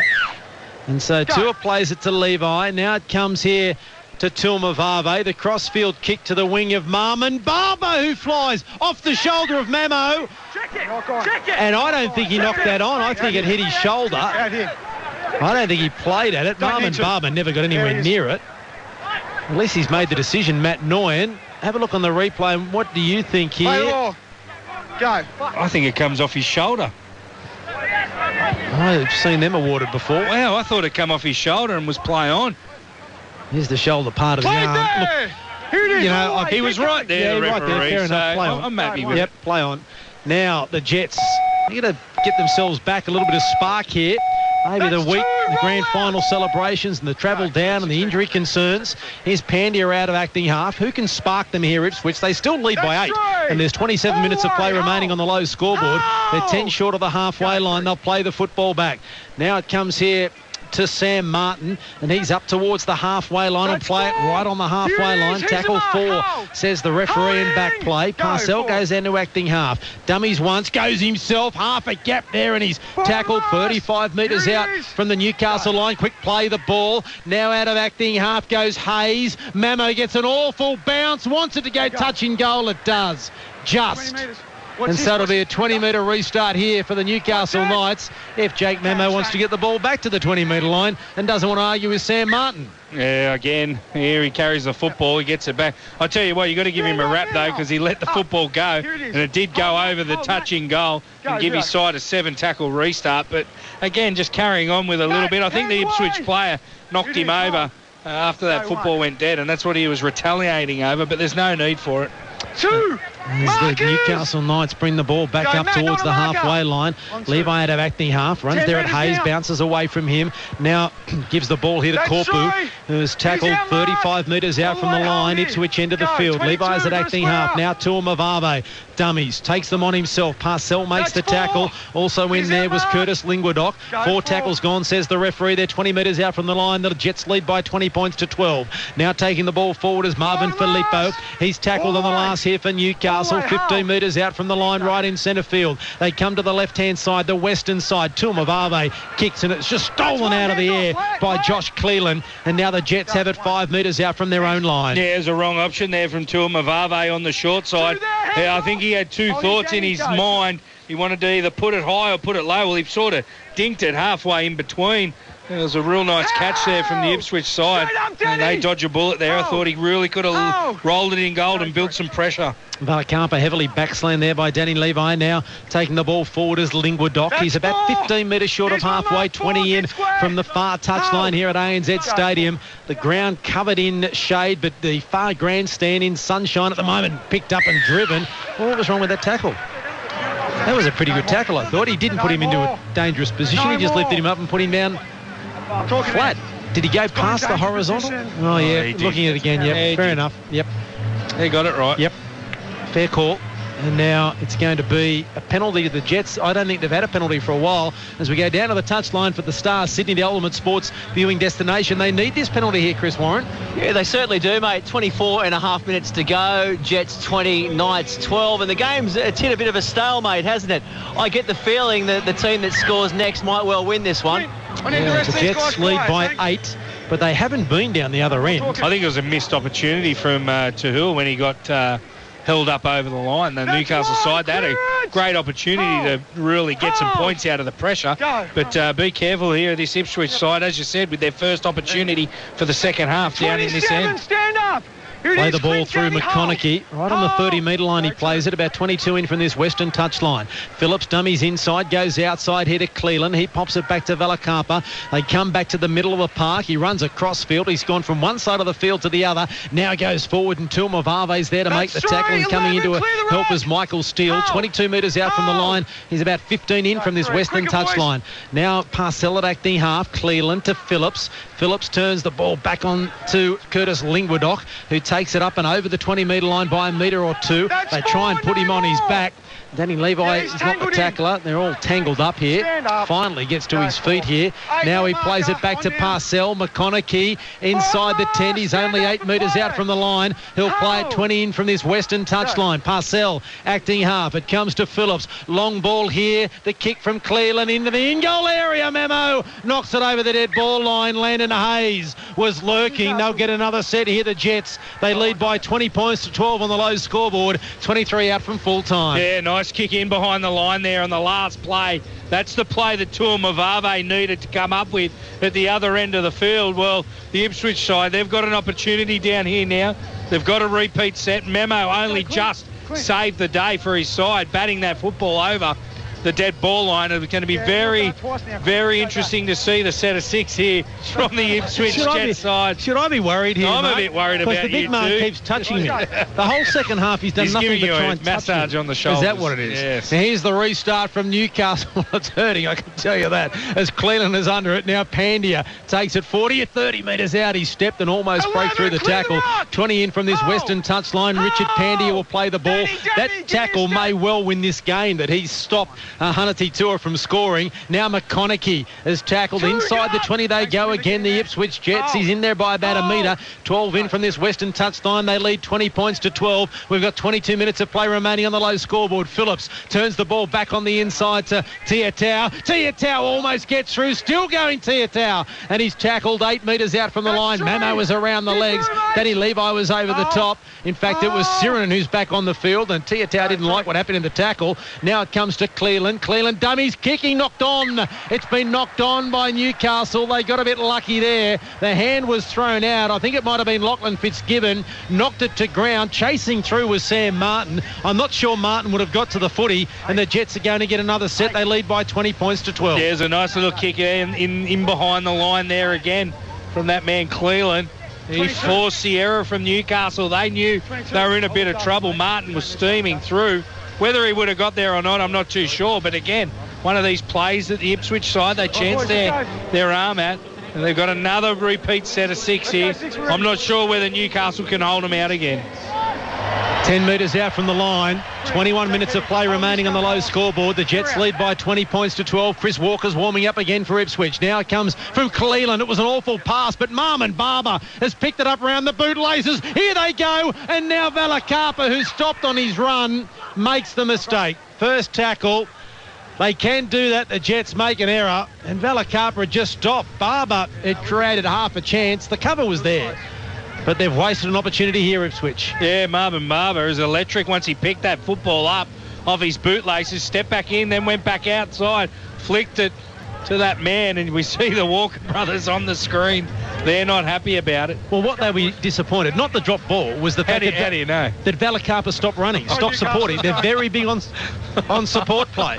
The fact that... I think they're disappointed that it's the first play and he flicked it out the back and they didn't get a set of six. No, I think he's disappointed that Valakapa had given up on the play. That's Give what I me think. a break. Chris Walker warming up, though, for the Ipswich Jets in jersey number 17. I think you've got 15 metres Ipswich. out from the line. You've got Ipswich. There's dribblers blood. everywhere here at the moment, and now playing the ball is 20 metres out. Sirinen from his line, almost in centre field. Plays it back to Levi. Now here's a strong run from Filippo. Is it up towards the 40-metre line before being... That's an awful play, the ball. In fact, it's Mataora who's back on the field, and Levi is tackled high, says the Newcastle Knights, but the referee said no. McConaughey was the defender. Now Mataora, who takes it forward, and Tiatau and Parcella in there to make the tackle. So too is Linguadoc. Now the ball is going to be high here from Tuamavave. It's shallow. Here comes Anderson, who takes it magnificently on this occasion. He kept his eyes on the footy and almost broke through. There's a blue in back play. Jake Memo again. Oh. And that was McConaughey. Jake Memo started it, and McConaughey's come in and just nailed Jake Memo, and now he's after Hanati Tua. He's got to go. We'll look at it, Clint. I don't need to hear, thanks. He's got to go. The bloke, who's the bloke from Ipswich? Bill McConaughey. He come and king hit the bloke from That was Newcastle. Memo. Jake Memo, I think it is, that started it. Now what happened was Memo tried to run through on the kick chase, and I think it might have been Parcell held him back, and obviously Memo reacted. I didn't see what happened afterwards to start the fight. Very hard to see on that angle, but that man from Ipswich, bang, that's a dog act, absolute dog act. He should go straight away. If two blokes are fighting, fair enough, but you come in like that when the bloke's not even watching and hit him from behind, as we see it here from the reverse angle. Well, we can't see the punch there from that angle. Go that way, Matt. That's a disgrace. Well, he should be sent from the field. And if he's not, hit him and connected, he should go. He should be sent from the field. It was Bill McConaughey. Jake Memo started it, though, really. Well, to tell you the truth, and I've hammered Memo and how he carries on, I'd like to have another look at it, because when Memo went to run through from the kick from Tuamavave, Parcell... It was on the way back. But Parcell held him back. That's what started the whole thing, and then he reacted to Parcell. He actually hit Parcell with a swinging arm, Memo. Parcell went to the ground. It's what happened after that. Whether someone reacted from one of the sides, I'm not sure. But that's an ordinary act. But it was after the play. So number 9 Ipswich, number 11 Newcastle. Okay. All right. Clint, just come here, mate. You'll be getting the penalty. Yeah. What I don't need is every player on there giving their opinion to me. Yeah, that's okay. They're young, mate, okay? I understand that. You know. I understand. They're young, mate. And you're the R1? Yeah, I know. Very old. Yep. You're the R1? Yeah. Okay, look after me. Okay, mate. Thanks, mate. Okay, number 9, number 11 Ipswich.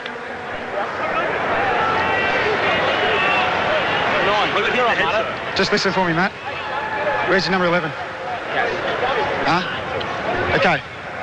Boys, the penalty will go against you, okay? It's been reviewed. The whole incident's going on report. What I don't need is every player coming and giving their opinion.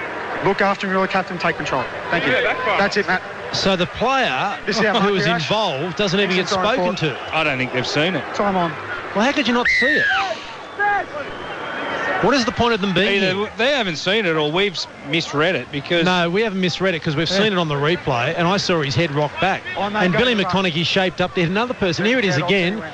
And he's come... Anyway. You can't see it on that replay. It's too late. I saw it with my own eyes. I don't need to see I the agree replay. with you. And That's one. that has sort of left a sour taste in the mouth. Anyway, the Jets lead by 8 points. Newcastle, they had the ball there to Ipswich, and now they've turned it over. And the Jets, and there's McConaughey with a strong tackle on Jalen Feeney. They're 10 metres out from the line. Here's Sirinen, straight and hard, straight over the top of Tiatau. Sirinen is only a metre out from the line. He'll play the ball almost at the base of the upright. Plays it back to Levi. Martin was offside and gives away the penalty, and then kicks it away. They're just losing a little bit of control here, the Ipswich Jets. No, he's got to have time to play, mate. He did. He played the ball, and as soon as he gets time to put That's enough. I've given you the explanation. It's a penalty. 22, Danny, there's your mark. So they'll take the ball back here, Newcastle. 18 minutes to go. The Jets lead Newcastle by 20 points to 12. Now Matt Ora takes it to the line, and the halfback Dane Phillips makes the tackle. He's only a metre away, the big front rower. They're going to slow play the ball here. Levi at acting half, quickly off the line again. The Jets, Mum and Barber up to put pressure on Tupane, who bounces away from a couple. He's still pushing his way forward. He's only a metre out from the line. Over the top was Valakapa. A little bit of niggle coming into this game now. Levi's acting half. Someone's got to go. They've got to go. That's twice in a row now. They've done the same thing. Skipper. Skipper, you will listen. You will listen. You're not talking.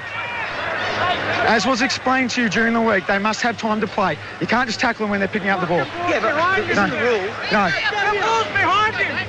Well, just stay on the line, don't. Time on. Well, the rules must have changed during the week. We don't need that. Explained during the week. Go. Anyway, another penalty. I'd be disappointed if they sin bin for that. You don't get sin bin or sent off for a king hit. That would be bizarre.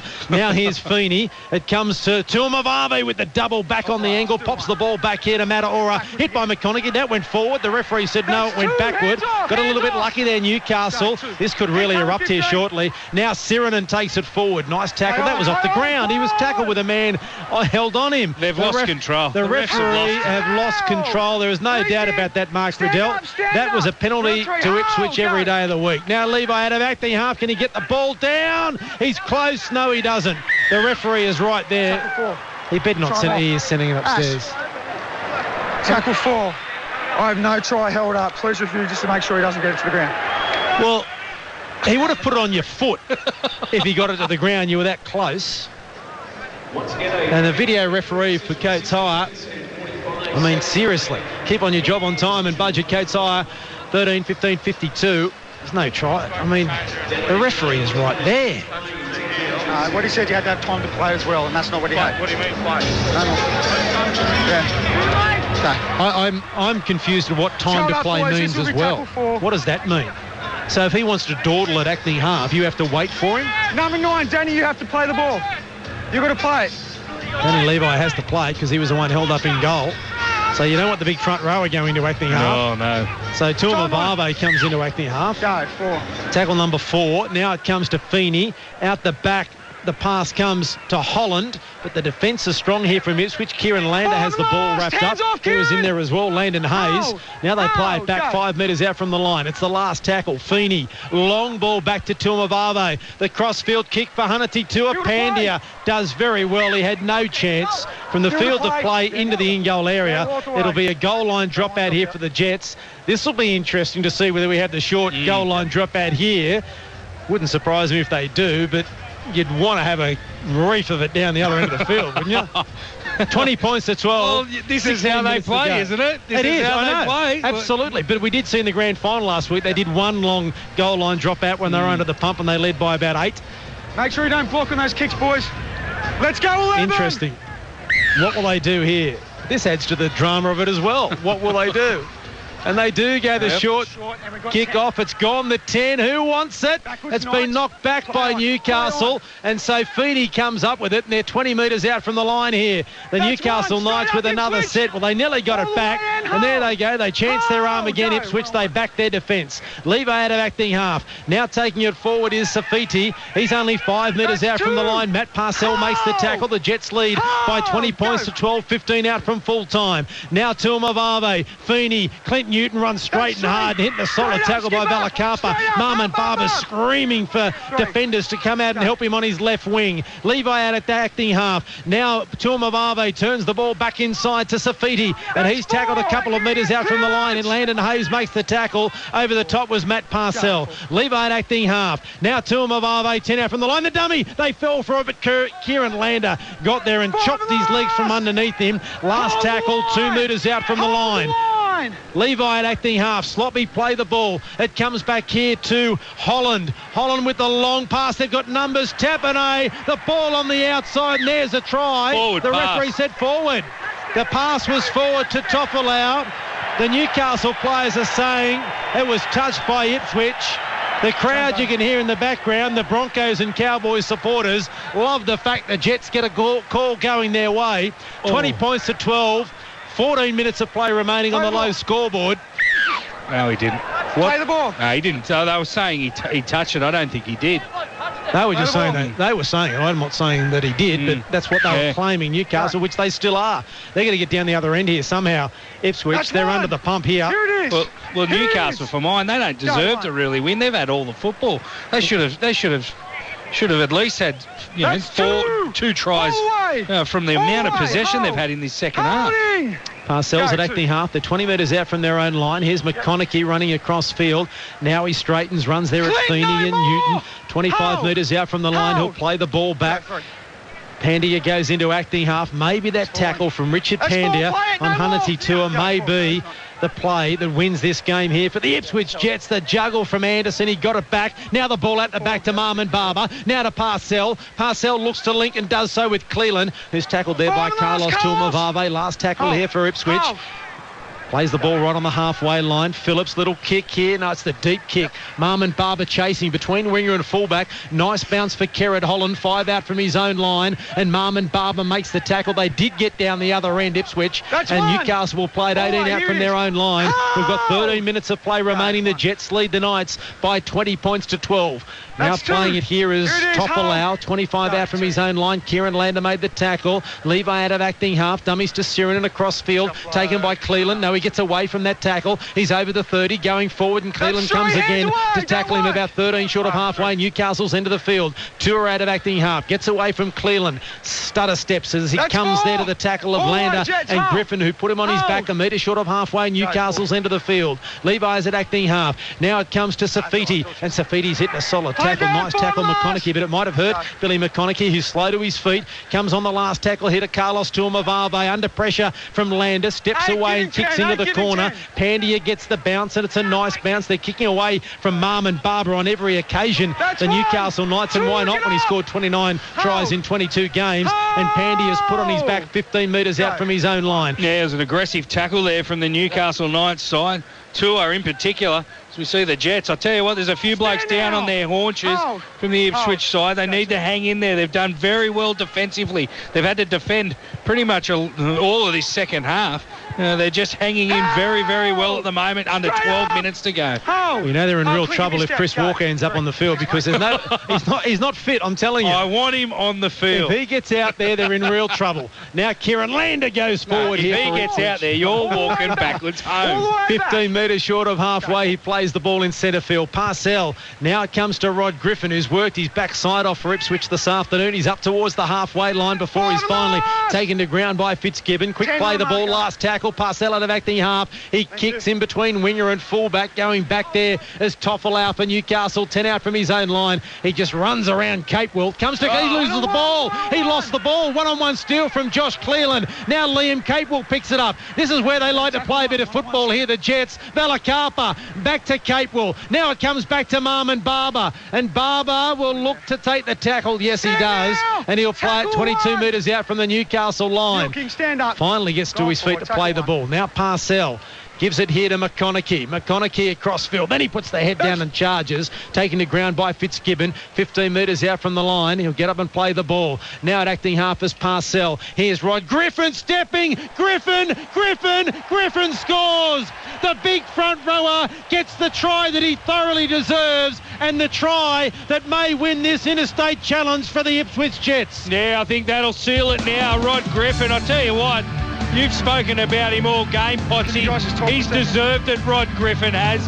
He's been brilliant for this Ipswich Jets side. Up front this afternoon, carting the football forward. This time he takes the Newcastle defenders on, beats the fullback, plants the ball over the line. 24 points to 12, 10 minutes remaining. I think it's too much now for the Newcastle side. Oh, there's a long way to go. This kick is very important from Carlin Anderson. But Rod Griffin, he has been outstanding, particularly the back end of the season for Ipswich. All right, Ash, how are you looking, mate? He's the first man to play in three Intra Super Cup Grand Finals for three different clubs. Oh, right. Rod Griffin. And he has been the cornerstone. They're not a big side, Ipswich. They're a pretty small side, very mobile. And Rod Griffin has been terrific for them. And now Carlin Anderson, you can hear the crowd roar, the Queensland crowd, the Broncos and Cowboys supporters, the fact that the mighty Ipswich Jets are in front. This means so much. I wonder what the mayor, Paul Pasali, and coming to the bench, some of the other players for Ipswich. Kurt Capel is down there with a moon boot, has come down to sit on the bench for the Ipswich Jets. He tried to play today, but was unable to. And there he is on the bench watching as Carlin Anderson adds the extra 2 points as we go down to the touchline for the Star Sydney, the ultimate sports viewing destination. Chris Warren. Yeah, Picky, you touched on no one more deserving than their front rower, Rod Griffin, who really does embody what this team's all about. He's only about 5'8" tall, I'd reckon. He's a couple of pick handles wide, but he's got a wonderful left and right foot step. He steps more like Anthony Milford than a genuine front rower. Short kick-off here from Newcastle. Tap back into the hands of Curtis Lingwoodok. They got to the ball first, the Newcastle Knights, but Lingwoodok was there to wait for it. Is Chris Walker going to get a run for Ipswich? Texas Walker on Is he the field. going to get a run for Ipswich? That is the question. I just saw him warm up again. Yeah, he's been warming Here up he since goes. 3:30. He's coming on. Walker's on. Walker's on. Chris Walker. You're walking backwards to Brisbane, Chris Potsy. Walker is on the field for the Ipswich Jets. Whether he'll actually do anything remains to be seen. That does not matter. But he's matter. on the field for Ipswich. Finally, 72 minutes it's taken, and he's on the field. He's playing right centre. Can he score a try now? 26 points to 12. The Jets over the Knights, and now here comes Griffin again, running backwards as he does, as much as he runs forward, and he's tackled there. Now he gets the ball on the outside to Phillips. Phillips has got Cleland. He pops it off to Cleland. Cleland's looking for someone to pass to, and the Knights are all over him, wrapping her arm around the throat, and Tuamavave could easily have been penalised there. Getting a little bit spiteful here. The referee, there's a knock on. Up quickly, Damien Sirinen out of the line. If he's not careful here, Ball's kicked away. well, should be a penalty. If they kick the ball away, it should be a penalty. I agree. That's old school, isn't it? 26 points to 12. 7.5 minutes of play remaining on the low scoreboard. Chris Walker, who, he's fallen awkwardly there, and then... Oh, he's got an accidental knee in the back there. It looks worse because it's in slow motion. But how does Sirinen... What's Sirinen supposed to do to get out of the way? Player falls at his feet. How does he do it? He can't. I think it's all. I think it's all accidental. It would have been painful, but I think who is it? Is it Siege? James Phillips. Phillips. It's going to be a change over, boys. Change over, boys. Last tackle. Chris Walker's on the field, but he hasn't done anything yet. Doesn't matter. It doesn't matter, Potsy. He's on. You told me he would not get on the field. I said if he gets on, they're in deep trouble. No, they must be deep trouble now. Oh, they've won the game. You said 26 to 12. You said you'd walk backwards to Brisbane. No, I didn't. I said I'd walk home backwards. You'd walk home backwards. I didn't say where from. Stand up now, Put those sneakers on. 10. Playing the You're gonna ball, need Mataora. This game's not over yet with 7 minutes to go. If they score here in Newcastle, who knows? That's 2. Taking the ground, Sirinen. He's only 22 metres out on tackle number 2. Levi's at acting half. Mataora now. At the back it comes to Feeney. Players running each other's way there, and Feeney has to take the tackle. 15 out from his own line, 25 in from the far touchline. Levy goes into acting half, runs across field. Comes out to Tuamavave, and Fitzgibbon chopped down by a good tackle from Josh Cleland. And Chris Walker making the tackle as well. 10 metres out from the goal line. Levi's there at acting half. Now Tuamavave. Here's Korpu across field away from Lander. Flicks the ball at the back. Well picked up Clint Newton. He then fires it to Holland, and Holland has tackled. 15 out from the Ipswich line, 10 in from the eastern touchline. It's the last tackle here for Newcastle. Is this their last throw of the dice? At worst, they need a repeat set. Tuamavave with a cross-field kick to Pandya. He's in the field of play. Knocked on by Tua. Knocked on again. Knocked on by Anderson. First knock on Newcastle. 20-metre restart. 20 metres. And so the Jets, they've got no energy left to race back and take a quick 20-metre restart. Matty Parcell does. His teammates look at him and say, please, no. They can't go with him. But Chris Walker's there. He doesn't get the pass, though. He goes into acting half now, Chris Walker. 20 metres in from this western touchline. Parcell plays it. Walker across field. Straightens, hitting a solid tackle by Mataora. And they'll play the ball 15 metres short of halfway, right in centre field. Now at acting half goes Pandia. He puts the head down on his tackle 5 metres short of halfway. Ipswich into the field. The Jets lead by 26 points to 12. Shane and Ben are getting rather agitated on the touchline. They want someone to come from the field for Josh Siege to go on. It looks like it's going to be Curtis Lingwadock or Billy McConaughey who comes from the field. It's going to be Curtis Lingwadock. Now the kick comes from Phillips into the corner. Going back there is Kerrod Holland. Will it go dead? No, it doesn't. Great chase, Ipswich. Kieran Lander, you are a freak. Number 13, the skipper, in his last game, led the chase and came up with a tackle. Well, Danny Coburn holds the record for Ipswich for the most games for the club, and the Clubman of the Year is named after Danny Coburn. Well, Kieran Lander has the right to be wearing the same jersey as Danny Coburn for Ipswich. That was outstanding. Yeah, it certainly was. It was a great chase, a great kick. I think it was early in the tackle count. Barber got down there, and then as well Lander, great tackle on Holland. Forces the dropout, but it's been a good performance from Ipswich Jets. They're going to get the cash this afternoon over the Newcastle Knights. Let's see if they can finish it with one more try. Well, our Queensland Cup listeners, Brisbane listeners will know who Danny Coburn is. Over 250 Queensland Cup games, and was named in the Queensland Cup team of the first 20 years as the lock forward. And a terrific player. And Kieran Lander is every club, every successful club has a player like that. That's the heart and soul. Is he an Alan Tongue?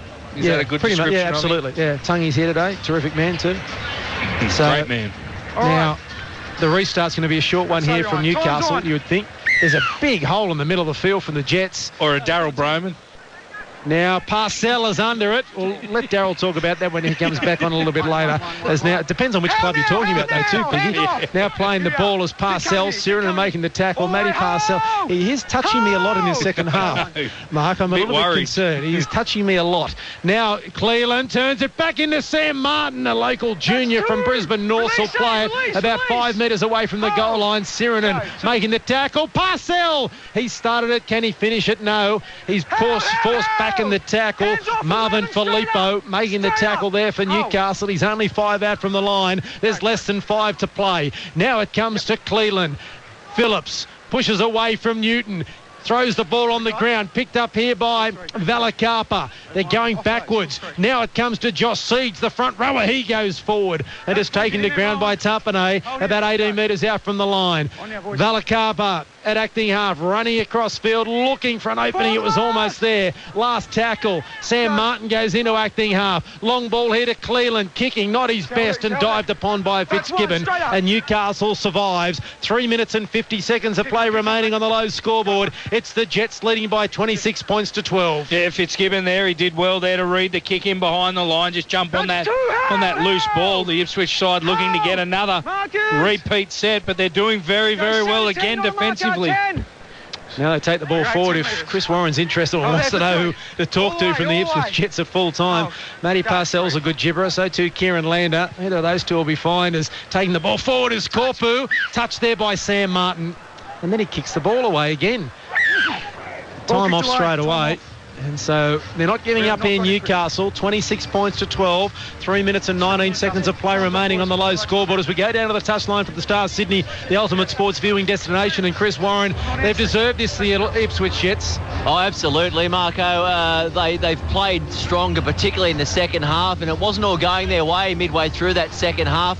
You got the feeling it was going to boil over. Their skipper, Kieran Landers, just walking past me now. He's had a stonking game, hasn't he? But he's just come off with that, I think it's a shoulder injury, but he's having an early shower. But 26 points to 12 with 3 minutes left on the clock. This will probably be the full-time score, but deserving winners, Ipswich Jets. Well, he's sitting down on the Newcastle bench, Kieran Lander, shaking hands with their players and just sitting down having a chat. That's his last game of football. He kicked the goal, the last goal in the grand final last Sunday afternoon, and he retires as a winner of the Queensland Cup and retires as a winner of the Interstate Challenge. And the Ipswich Jets have had a remarkable season. That's it looks like Valakapa is injured in back play. Caught the knock. He's on the ground, so they're one short defensively as Feeney runs across field. Now links out the back with Tuamavave. Runs away from Sam Martin. Runs away from Griffin and runs into the shoulder there of McConaughey, but offloads back to Levi, who then fires the pass here to Holland. Holland chips for the corner. Hunty Tours chasing an awful bounce for Pandia. Went into touch. Did he touch it? In a touch, no. No, he didn't. Thank Ipswich you. feed. It'll be an Ipswich loose and feed. And Newcastle are running to get to the ball. There is Kieran Lander up on the big screen. Time off, says the referee. Sitting down and having a chat on the bench. And it's been a terrific couple of weeks for Ipswich. They've fought hard. They finished third in the competition. And Valakapa still in trouble on the ground in back play. We've got 2 minutes and 15 seconds remaining. I think the NRL sides will be arriving shortly. You might hear a big roar. I think the Cowboys have arrived. Valakapa's going to come from the field. May have copped just a stray arm as Jonathan Thurston gets off the bus safely. That's always a big worry, isn't it, Piggy, that you get off the bus safely and you've got your bag, your one boots. foot in front of the other. Yep. Get your bag. He's done his hair for the night too. So all set for the Cowboys. But Valakapa coming from the field. I reckon he's got a cut on the cheekbone. I can't emphasise enough, though, Piggy, in all seriousness, how important this is for this club, this Ipswich club, and the city of Ipswich. Yeah, they've done very well. To win this, not only the Intrust Super Cup, but to win this interstate challenge. Yeah. It's massive for them. And to everyone back in Ipswich, congratulations. I wonder where the mayor is today. Paul Pasali. He'll be having cartwheels, doing cartwheels at the moment, and it's a big push here from Illawarra for Newcastle. Where did I get that from? From Marvin and Marvin. Marvin and Marvin. Big man, go away. And now they play the ball, Ipswich. 5 metres out from their own line. Surrender! Manly fans, be excited about Matty Parcell joining your club next year as well, as Pandia plays it. In an acting half, Chris Walker had a huge impact on the game when he came off the bench with 8 minutes to go, just to get a run. Is this his last game? He can't get to his feet. Can't get to his feet. Now he finally plays the ball. Courageous effort to be out there. They are, in all seriousness, they are short of numbers. And that's why he's out there playing. Now Pandia will play it, 20 out from the line as the clock winds down. There's still 90 seconds to go. Griffin, don't be surprised if they do something a little bit outlandish here at the Ipswich Jets. It's the last tackle, just to leave with a bang. Very slow to his feet here, Griffin. Now they chase through the kick of Phillips. It wasn't his best kick. It'll go to the winger, Toffelau, 30 out from his own line. He brings it back to the 40. And there's 4 Jets there to meet him. Landon Hayes, one of those, and also Dane Phillips. And he'll play the ball back 8 short of the halfway line inside the final minute. And it is 26 points to 12. The Ipswich Jets over the Newcastle Knights. And as much as we've spoken about the way Ipswich throw the ball around, they like to play a little bit ad-lib and a little bit differently. Piggy, it's their defence that's won on the game today. And that won on the grand final last week. Yeah, of course. I think their defence has been great. Great tackle from Siege has forced the mistake from Newton. And now here they come again. They've turned defence into attack. Now Chris Walker. Let's see if he can run. Chris Walker back to Pandia, but it went behind him. And now the Newcastle Knights have picked it up. Did they go into touch? Where's the touch judge? Oh, there she is. Belinda Sleeman. I just couldn't find her. There's that many people down there. Couldn't see her. And now it will be an Ipswich loose and feed, but it doesn't matter. Chris Walker limping towards the scrum, and that will be all she wrote. Ben and Shane Walker have done a remarkable job. They're on the big screen with Kurt Capewell in the background in the moon boot. And full time, siren is going to go. There is Kieran Lander and the Ipswich Jets are the interstate champions for 2015. They have defeated Newcastle by 26 points to 12. Intrust Super Cup champions, and now they have won the Interstate Challenge. Congratulations to the mighty Ipswich Jets. What a performance. What a year it has been for them. They were wooden spooners 3 or 4 years ago, and now they're on top of the world when it comes to the second tier competition. And they did it in style as well. But as we mentioned too, Mark Rodellos, I'm just trying to get an eye here for Chris Warren down there on the field somewhere. They have done it. Let's go down to Chris Warren. He's down there for the Star Sydney. With a very happy Captain Kieran Lander. Draws the curtain on your career, I understand as well, mate. How are you feeling? Oh, happy, mate. This is just unbelievable. We worked hard for this. You ask any of our players, you know, everyone doubted us, the style we play, doubted our defence, and we've just shown, mate, we're the interstate champions. Oh, mate, unreal. I'm so happy. I'm proud. My family's proud of me. My friends are proud of me back home. out west, up north, you know, in the territory. I've got family everywhere down New South, and they're very proud of me. I love them all. Just shows that a boy from the bush can do a lot if he puts his mind and his heart to it.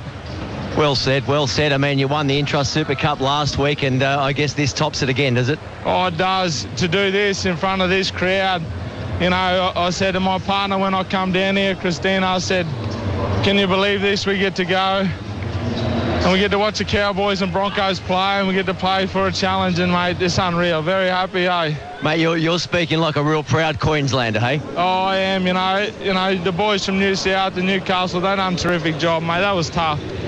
Everyone rode them off, and we come down here and knew we were going to be in for a fight, and we were for 80 minutes, but just showed this Jet side's got class, mate. They're all class. They're good people, and everyone back in Ipswich, mate, they supported us for a long time, and this one's for them for sure. And Kieran, this style of play, it's not out of the usual stock standard coaching manual. Do you think it might catch on? Oh, definitely will catch on, mate. It just shows other teams got to work harder. We don't play for sets, we play for time possession, and you could tell those Newcastle boys were tired, mate. You watch the video, have a look how tired and how hard they had to work, so we put it in, we got the result. All right, mate, looks like you might need a few stitches in that top lip. Go and get them. Well done. Thank you.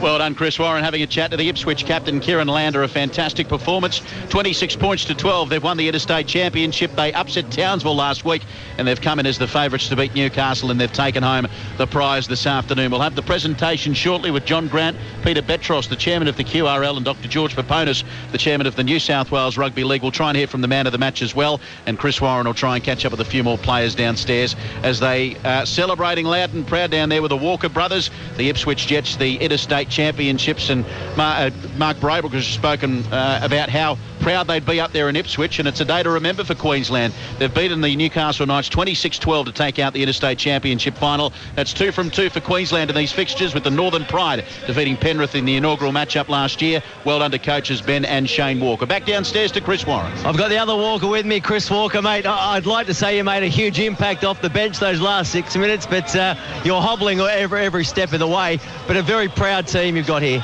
Yeah, mate, we've got something special here. They're a really good bunch of blokes. They're a really close-knit bunch of blokes.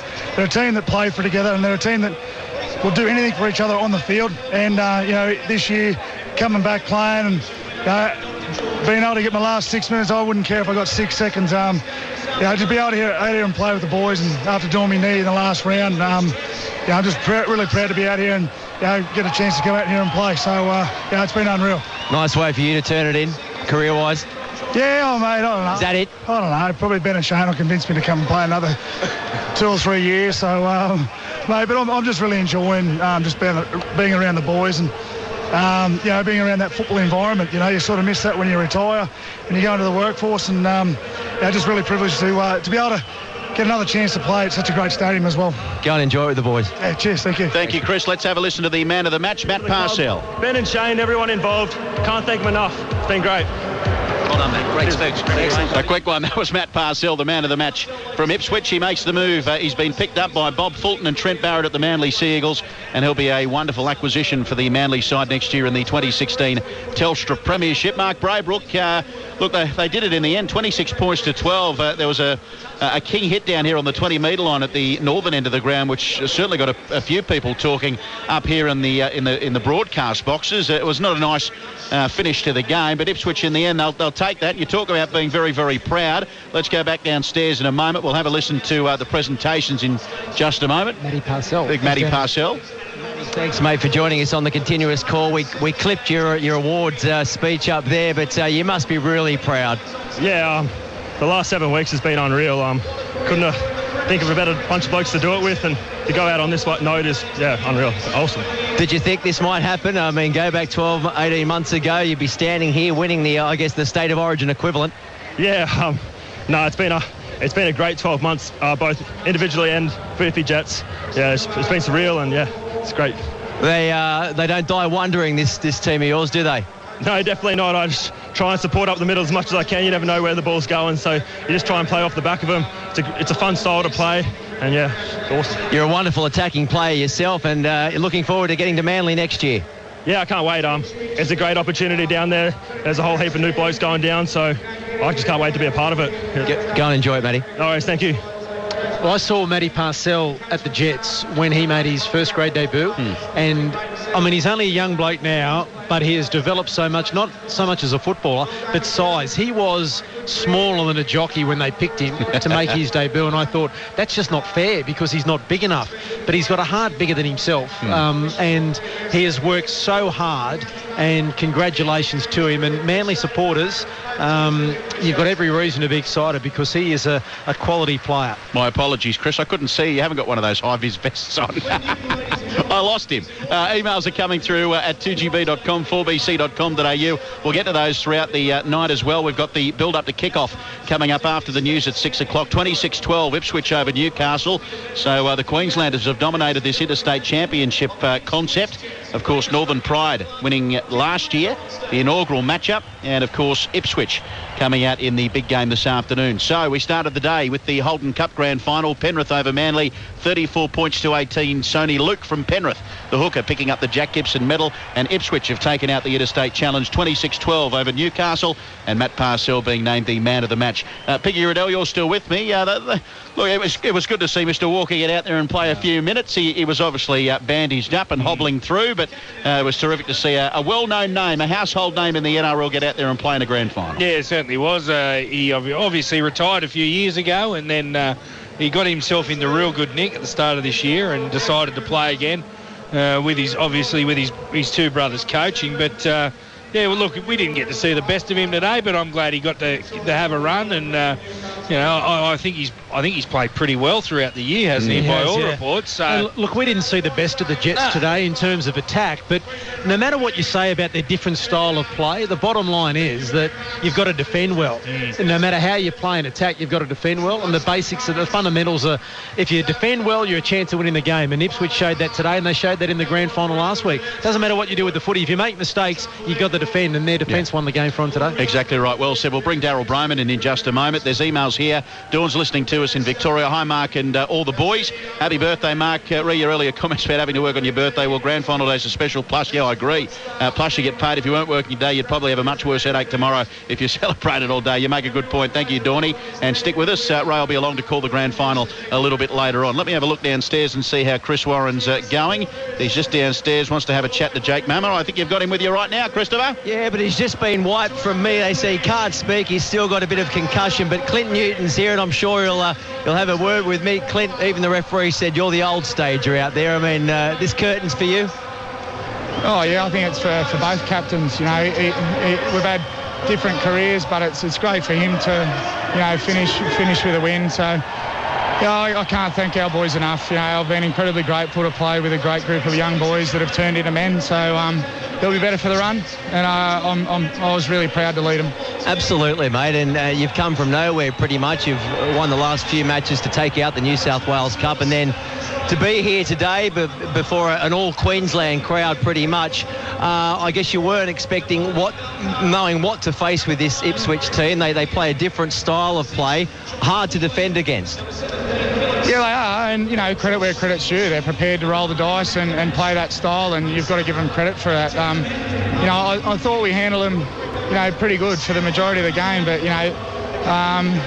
you can't miss the opportunities that you get. A couple of held up and error down there in the first half. And in grand finals, that's what this group will learn. You've got to take your chances when you get them. But, again, full credit to Ipswich. And I'm just so proud of our group, and I'm proud to represent the town and the community and our families in this jersey. It's been one hell of a roller coaster, and it's worth the full price of admission.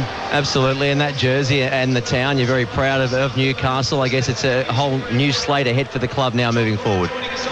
Yeah, they're in good hands. I think I've done my job, and I was brought back to try and lead this group over the last couple of years, and my job wasn't to boss them around. It was just about trying to empower them, and I think I've done that. They believe that they can they can compete and do well and be better and do better, and they will. You know, they're a good group. Thanks for all you've given us, and good luck with the collective bargaining agreement. Thanks, mate. It might be a little bit easier than this. That's Clint Newton, the Newcastle captain, having a chat to Chris Warren. Hey, Chris, job well done for those 2 games, mate. We'll hear you a little bit later on. You'll try and catch up with a few players after the first grade. How'd you enjoy it down there? It's good, mate. It's a long day, but the big one's still to come, and luckily the sun has gone, so the whole pitch is now bathed in shade, so that makes it a bit more comfortable. They sounded like they're making a bit of noise downstairs too. We're probably about half full at the moment. What, the grandstand or the bellies? What are you talking about? Yeah, a bit of each, I think, mate. You can tell there's a real Queensland flavour to this ground, and it's nice to see the Ipswich boys, they've pleased a lot of people here today already. Yeah, exactly right. Good on you, Chris. We'll hear from you a little bit later on. That's Chris Warren, who's done a fantastic job with the continuous call team all year. Of course, calling that 7:30 game with myself on a Saturday. It's fantastic. He does a really good job, Chris, and you'll hear him through the Alan Jones Breakfast Show, reading the sports news, as well as the Ipswich Jets conduct their lap of honour and go and catch up with a few of their supporters that have made the trip down. No doubt a few Queenslanders celebrating their victory this afternoon here in the NRL State Challenge, 26 points to 12 over the Newcastle Knights. Daryl Broman's rejoining us here in the broadcast box. Before I go to Daryl, Mark Braybrook, what is it like to have the big man massaging you while you're trying to call a grand final? Not easy, and disconcerting, and a little bit worrying, to be honest with you. I do like... Sorry? You're always safe. I'm just doing it to loosen you up a bit because you get a bit tight. You know the mayor of Ipswich, is he related to Peter Pasoltis? No. So if Paul Pasali married Peter Pasoltis, he'd be Paul Pasali's Pasoltis. And Pasoltis is, I can see Pasoltis down there. Oh, he's not at a function. He's on the field. Look, there's that Solly down there. Yeah, he's mixing with all the big wigs. Have a look at I thought it was a ball boy at first, but you're right. That's Paul. I thought he was wearing a gorilla suit, but he's just wearing... Is that Paul Pasali with him? No, that's Peter Beatros. Oh, Peter Beatros. So you got Paul Pasali, boss of the Peter QRL. Pasoltis. Okay. Peter Beatros there on his right. What are you running up there in Queensland, the mafia or something? For those watching on radio, yeah, he's just to the right of Salty, on the halfway line. Oh, dear. Well done, Potsy. You'll be with us for another 10 minutes before we go to the news, and then David Morrow will be joining us after the news. What time will you get home, Rick? You can get home by...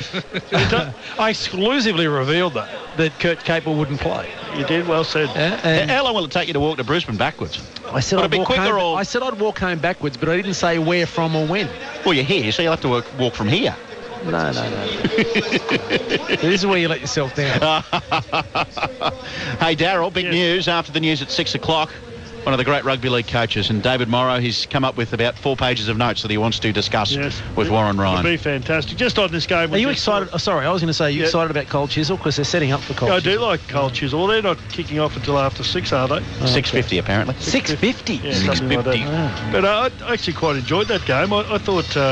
got a bit willing there in the second half, and there was an ugly incident. I think it was Billy McConaughey who came in and threw in a Jake Mamo.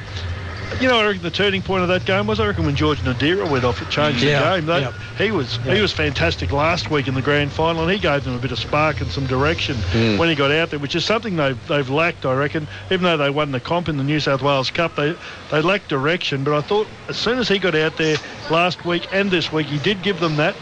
And when he got hurt, it was just they just lost their way a little bit again. But congratulations to the Jets. As I said, I didn't see a lot different. They weren't, to me. I didn't. No, they weren't what I expected. They weren't anywhere near what they play in the Queensland Cup. But Darryl, you grew up in Brisbane. You know. Yeah. Ipswich. Well, it's a much maligned area. It is, and they have developed enormously under the mayor, Paul Pasali. And for this club in the city, this is a major thing for them to win this, and to win the Intrust Super Cup was terrific for them. And I couldn't be happier for Ipswich and the people of Ipswich. It's a wonderful city, and they deserve all the success. And congratulations. Good on you. Now, emails coming through at 2gb.com, 4bc.com.au. This is where we'd like you to email us in and let us know where you're listening, who you're supporting in the big one tonight. Barry's done just that. Afternoon, Mark and boys. Just wishing you guys a great 2015 NRL calling season. Looking forward to the summer show. Should be a blast, Mark. Just wondering if Mark Braybrook is going to take that long walk back to Brisbane. Cheers, boys. Great calling today and tonight. Well, he didn't say where he was walking backwards from, so who knows? Or when I was walking. Exactly right. Most honourable people would just do it, though. I'll leave now then if you want. You want me to leave now? Well, mate, we didn't say it. You were the one who had your lips flapping. Adams at Kellyville, thanks for a great year, boys, and looking forward to hearing you all on the big grand final day with the continuous call team. What have you done? No, I just stood up and put my foot on the lead. And He shrunk. You've gone down to Salty's level, exactly. What is he doing on the field? No, he's just standing there with his hands in his pockets. He's sucking up to his mafia collar. He's trying to talk. He's wearing boat shoes with a suit. He doesn't. They're not shoes. They're those things that you hang around your revision mirror. You know what he looks like? He looks like a mini George Costanza. Do you think he's anything like he does when he goes to get interviews and just stands there and watches people talk? That's what he's doing now. Get in there, Pete. Everyone's talking bar him. Oh, Salty. Can't wait for the big call tonight, says Adam at Kellyville. I'll go the Broncos in a close one by 4 points. Enjoyed hearing David Morrow as part of the team this year. He's certainly been a great inclusion to the team. Best wishes for your birthday, Levy. Thank you, Adam from Kellyville. Appreciate it. Keep them coming. 2gb.com, 4bc.com.au. Steve writes over in WA. Hi, I've been an avid listener for over a decade. Love the gibber and rugby. Was just wondering if it is somehow possible to get access to earlier podcasts of the show pre-2013. No, I don't think we keep them that far back, Steve, but you can certainly access all of the podcasts this year. You sounded surprised then that we got an email from a listener in WA. No, not at all. Yet Pakistan, Burma, wherever it may be, just is expected, but someone from WA. Well, it's just, I think it's wonderful that we have people listening all over the country. Piggy's made in I was Pakistan. about to say, you know who we've got to say g'day to today? Sally. No, Gilly. Gilly, our driver. And where is he? Hyderabad. Hyderabad, exactly. Hyderabad. He's always listening. Hyderabad. Gilly. Yeah. There was big news last week, Darryl. You weren't on the Friday night that Mark Braybrook and Salty combined at Suncorp Stadium. We had 1,300 blokes listening to us from the Radiance of the Seas, I think it's called, a cruise ship out in the middle of nowhere. They were in a bar. Piggy was with me. That was myself. Yeah, you too. Darryl wasn't with us. No, you said Salty. No, he said Salty. Oh, did I? My apologies. Sorry. We've only been going for 6 hours. Salty on the brain. He's down there looking at some bigwigs. He loves it. 2gb.com, click onto the feedback icon. Now, boys, just on a serious note, you would have been following the story, and Ray's been all over it since Friday when there was a shooting, a double fatality here in Sydney at Parramatta.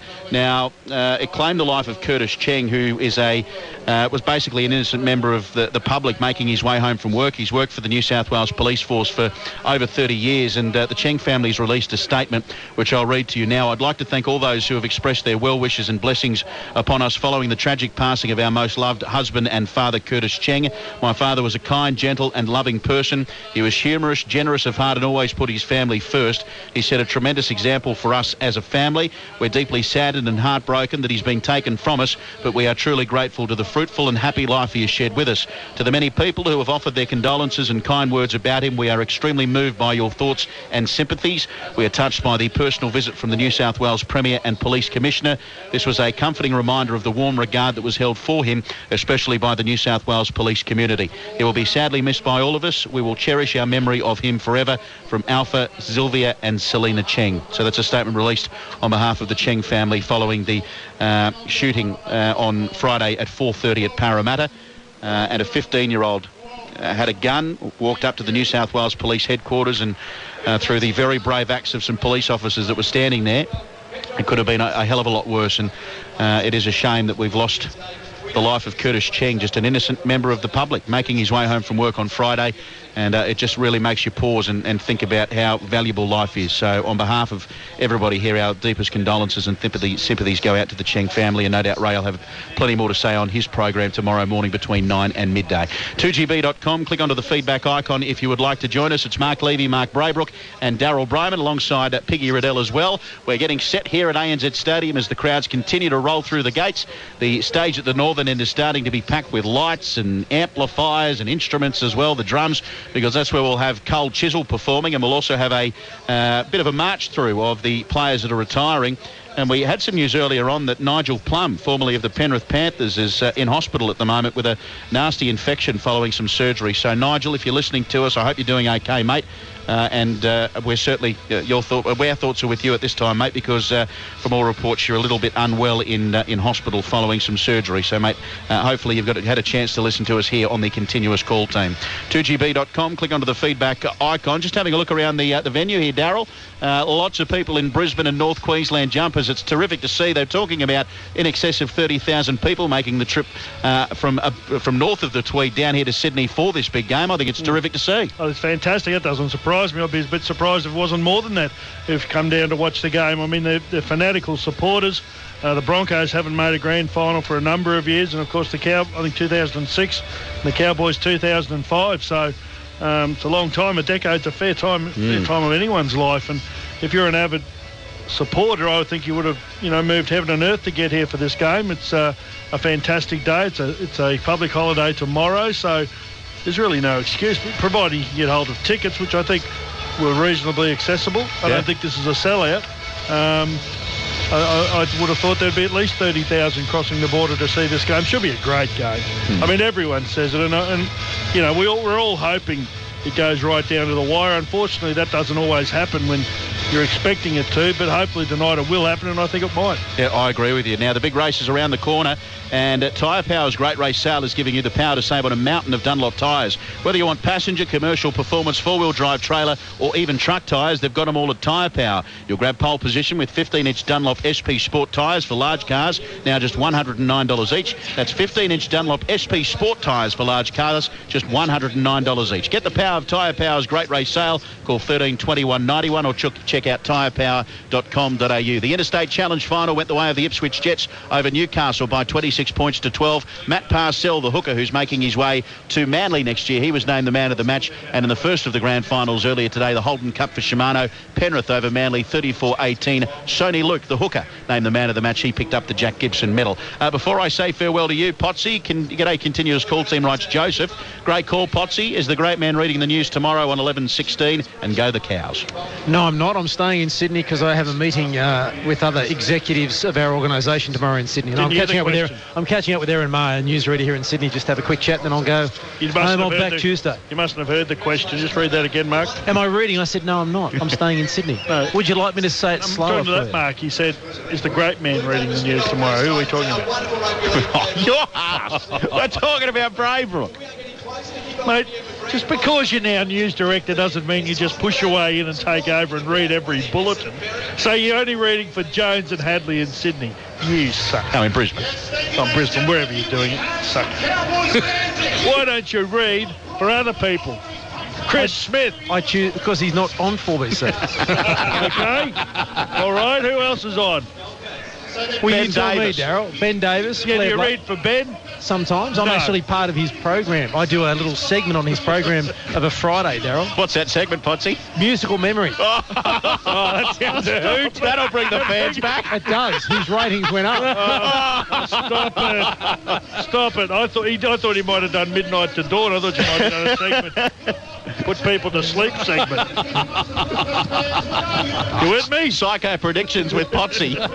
Yes, thank you, Helen, for your call. I can see a very valuable future for you. See you, Potsy. I'm going, right. Thank you very much for all your help in season 2015, mate. Backwards. Yeah, backwards. Exactly right. See you, buddy. See you, boys. Great call. That's Mark Braybrook, part of the continuous call team. You'll hear him on 4BC. He does just about everything up there. Reads the news, hosts programs, calls football. He's a great man, Mark Braybrook. Following the news, we'll be joined by David Morrow, Daryl Broman, and Mark Piggy Riddell will be here as we count down to kick off. 7:25. The big one gets underway. Brisbane and North Queensland. Penrith won the Holden Cup. Ipswich have taken out the Interstate Challenge. We'll take a break for some news, and when we come back, all of the colour and excitement, the pre-game, as the crowd start rolling through the gates here at ANZ Stadium. It's grand final day for 2015. You're with the continuous call team.